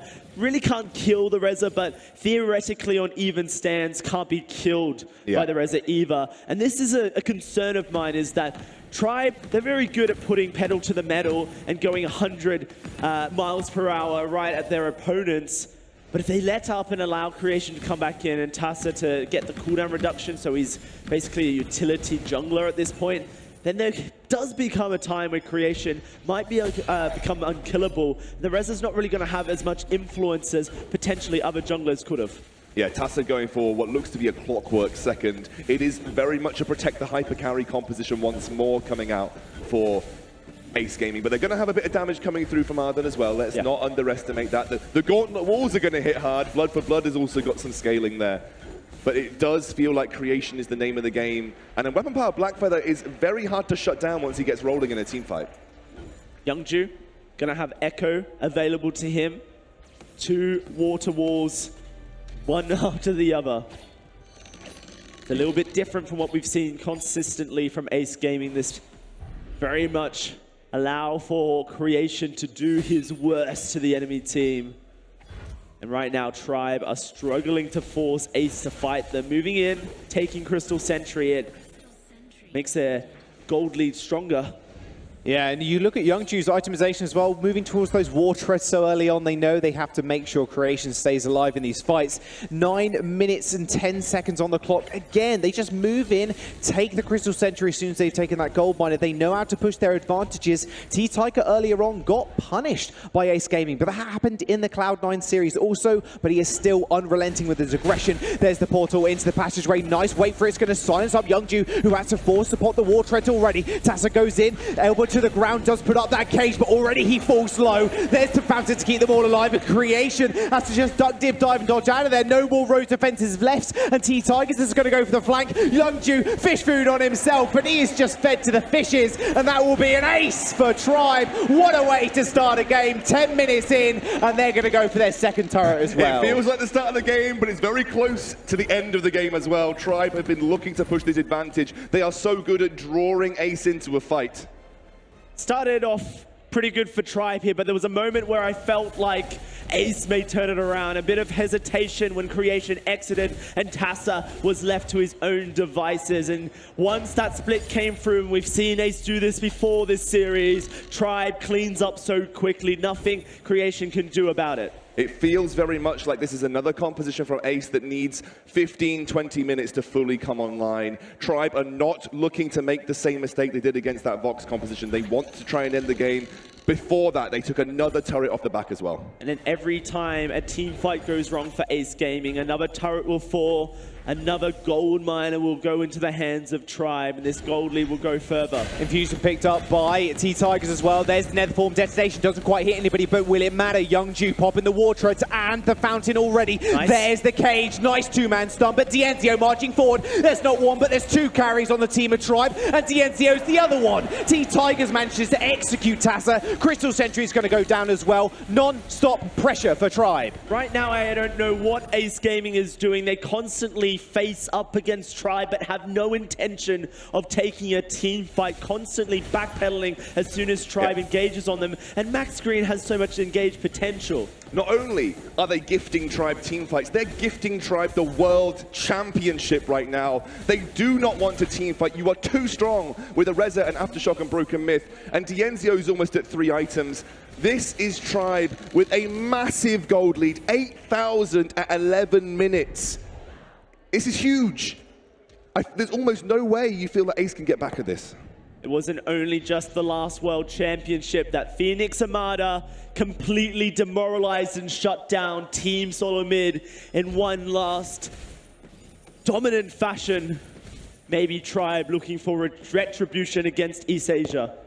Well, that's something we mentioned about Tribe earlier, was the fact that they are such young players as well. And when Ace did take that game off them, we maybe pegged it to their inexperience in that regard. And Ace's experience in coming back in games and forcing and playing Tribe's own game and getting ahead early. Tribe have thrown that out the window and gone, oh, guess what? We've got T-Tigers. He loves aggression. He loves pressure. They're going to eliminate this Sentry at 12 minutes and 45 seconds. One of the quickest we've seen at Worlds. It's really important, especially against the hyperscaling composition, that you take that down. It opens up the jungle, it makes the backs less safe. You can starve gold even further and push your advantage. Speaking of starving gold, the most easiest way to see how much gold has been starved is when you look at the difference between the captains of Tribe and Ace Gaming. Max Green sitting just 200 gold away from finishing his 4th tier 3, whilst Youngju only has a fountain and a war treads to his name.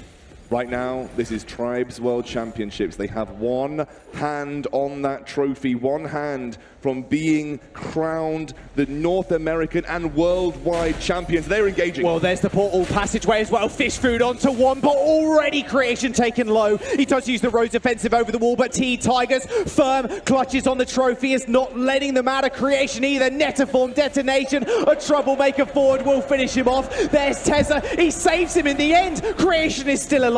There's the splashdown to provide the speed up, but no, a resonance bounce from Dienzio finishes him off. This is just unbelievable scenes here from Tribe, consistently shutting down any opportunity for the East Asian Ace Gaming to come back into this game, come back into this series. Tribe riding on a wave of momentum that is unstoppable. Tribe were pegged as underdogs. Ace were one of the best teams considered coming into Worlds. Cloud9 were probably the most picked to win the World Championship. But Tribe, as plucky as underdogs are just one more game away, and they are thoroughly in the lead in that game. A dark horse for many here. A dark horse that's about to silence anyone who felt like they couldn't win it. Look at Dienzio stepping up to the plate. Creation from the other side, tried to steal with the on point. Might have been a little bit of trouble, although he should be able to get that back off. Dienzio not checking that brush in time, but it does not matter. Look at the gold lead, 11,000 at 15 minutes. That gold graph is going up and up and up. Kraken now on the board. How often do you see 11,000 gold leads in Vainglory games? In World Championships. Exactly. This is a level of dominance that we have yet to see from any team here against, like I said, Ace Gaming. This is a team that dominated the East Asian region, and Tribe are just batting them away. Right now, the Kraken back on the map for the first time this game, and Ace know that this could potentially be the most influential team fight of the entire series. Youngju desperately trying to get control of the area, trying to provide any advantage, but Tribe moving into the lane. Echo is available for Max Green as well if he so chooses to use it. He has Passageway also. They are just going to play it slow and steady for now. This is exactly what we did see in their Cloud9 series when they took such a lead. They then make Ace Gaming come to them to try and get the farm. That's exactly what they've done. Passageway portal and the war trades have been popped. Deadfall detonation from T-Tigers. Dienzio's left completely alone. The cage has been laid down, but already Creation, the hypercarry, has been slain by Max Green. Tessa trying to do all he must to stay in the game, but Tribe find two. Youngju, the only member left alive, and Tribe, they want the trophy, and they want it now. Dienzio's going to find the ace. And they're not even going to look for the Kraken. They have an ace buff minion wave pushing into the base. Ace buff, the turrets are just going to melt. Tribe, the underdogs coming into this, have climbed every and over obstacles, over Cloud9. Doesn't matter about the Unified Championships because they are right here, right now, climbing over Ace. They are going to be your Vainglory 2017 World Champions.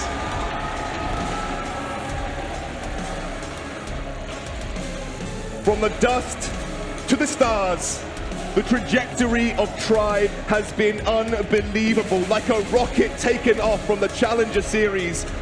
This has been a long time coming for Dienzio, for T-Tigers, for Max Green. They are your Vainglory World Champions. And such respect shown immediately from this team. Sportsmen in their own right. They've come so far in so little time. And they've shown that they are well and truly one of the best of the best. In fact, they are just that, the best. Max Green, an upstart as well. A rookie performed out of his mind in the last few games. The Churn Walker plays, the Arden plays, a rookie to a world champion. Just an incredible feat. And in Vainglory's legacy tournament here, Jaws, we've seen the reveal of 5v5 today, and it looks amazing. You have to feel that Tribe, these players that have fought so long to take so much, this is their moment, and they've done so in potentially the last ever opportunity to lift that 3v3 World Championship trophy. And that last game was a testament to how Tribe have not only matured as a roster, they came back from a loss, but they came back dominant. 2 on the trot. That was one of the most ridiculously one-sided games I have seen this entire tournament.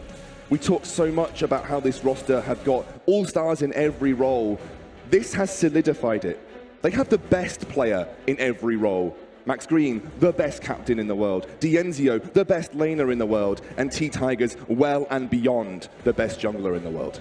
Dienzio had something to prove as well. Old School was known as the best laner in North America. He toppled him, and now he has toppled East Asia as well and toppled Ace Gaming. You can really, truly tell and say even that all three of them, like you mentioned, are the best in their roles and the best team that we're probably going to see in 3v3. And where did Max Green come from? What an amazing performance from one of the only Canadians in the North American region, playing at the top of the level, representing solely so far. He has had such an outstanding performance of late. Highlight after highlight, truly a carry in his own right. I honestly just can't believe the story of this team, but Max Green is the one that stands out so often for me. I think they're all incredible players, and not only have they taken the World Championship, but this is a legacy win for them. With 5v5 release, who knows what the future of Vainglory Esports will hold, whether it even features 3v3. This could even be the last 3v3 high-level tournament that we ever see. What a way to go down in history as the last winners of the high-level 3v3 tournaments. Zio, T-Tigers, and Max Green, their names will be etched into the history books.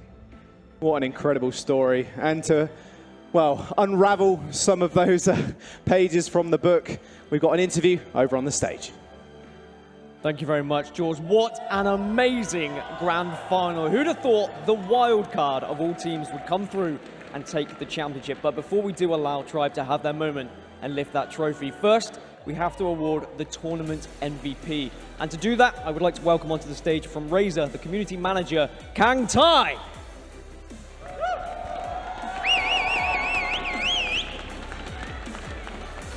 Now, of course, this is a very prestigious trophy. This is an incredible moment for any player.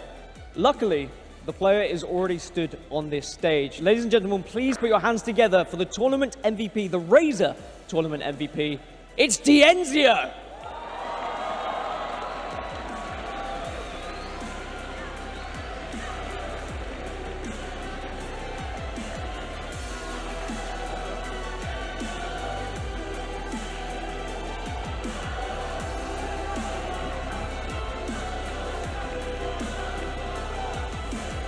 Obviously, a Razer phone and the MVP trophy for you, Dienzio. Now, you get taller every time I interview you. You're catching up with me, and you need to stop, all right? Because I'm never going to catch up with your Vainglory abilities. What an incredible moment this is for you. I mean, what's going through your head right now? Honestly, I'm just really excited. The last time I've ever won a championship was over a year ago, and I've always came against roadblocks, and I'm really proud that my team came through it. We didn't tilt. Even though at the worst, like in game 3, I believe, where we were playing Kestrel, we just kept fighting, and I think we really did deserve it. And I mean, you came in as the wild card of this tournament. I don't think many people even thought you could get to the grand final, let alone lift this thing. Do you have a message for any of your fans out there? I mean, number one, I think that every single pro team did know that we deserved to be here. Honestly, I forgot that we came here by wild card. It was just like, I really did. I was like, man, we just smashed. And a message to our fans, like them believing in us, even though we did not perform our best during the online stages of the tournament. We just, them supporting really helped us win. You guys did smash it, and you definitely deserve to be here, and you definitely deserve that MVP. Right, let's go and join your teammates as well then. And we'll just pop yourselves over here. Yeah, you pop that down. That's good. Right. Tribe Gaming, your champions, your Razer Vainglory 2017 champions. I'm going to ask you, I want to talk to you, Max, just briefly. Just talk me through your incredible mechanical skill. How on earth do you practice? How on earth do you get to that level? I just get carried by Zio and T-Tigers, so. Every answer. Always the shy one says they get carried. And T-Tigers, I mean, what does this mean to you? What does this mean to, like, your family, your friends watching at home? It definitely feels amazing. I know my family supports me. My brother watches every game, so that's really cool of him since it's really late over in the U.S. And a lot of my friends at college also watch me, so I'm really happy that we won for them. Well, I think it's probably time we should stop talking. And it's probably time, instead of an MVP trophy, you guys should be lifting that bad boy. So make your way over, guys. Ladies and gentlemen, please put your hands together for the Razer 2017 Vainglory World Champions Tribe!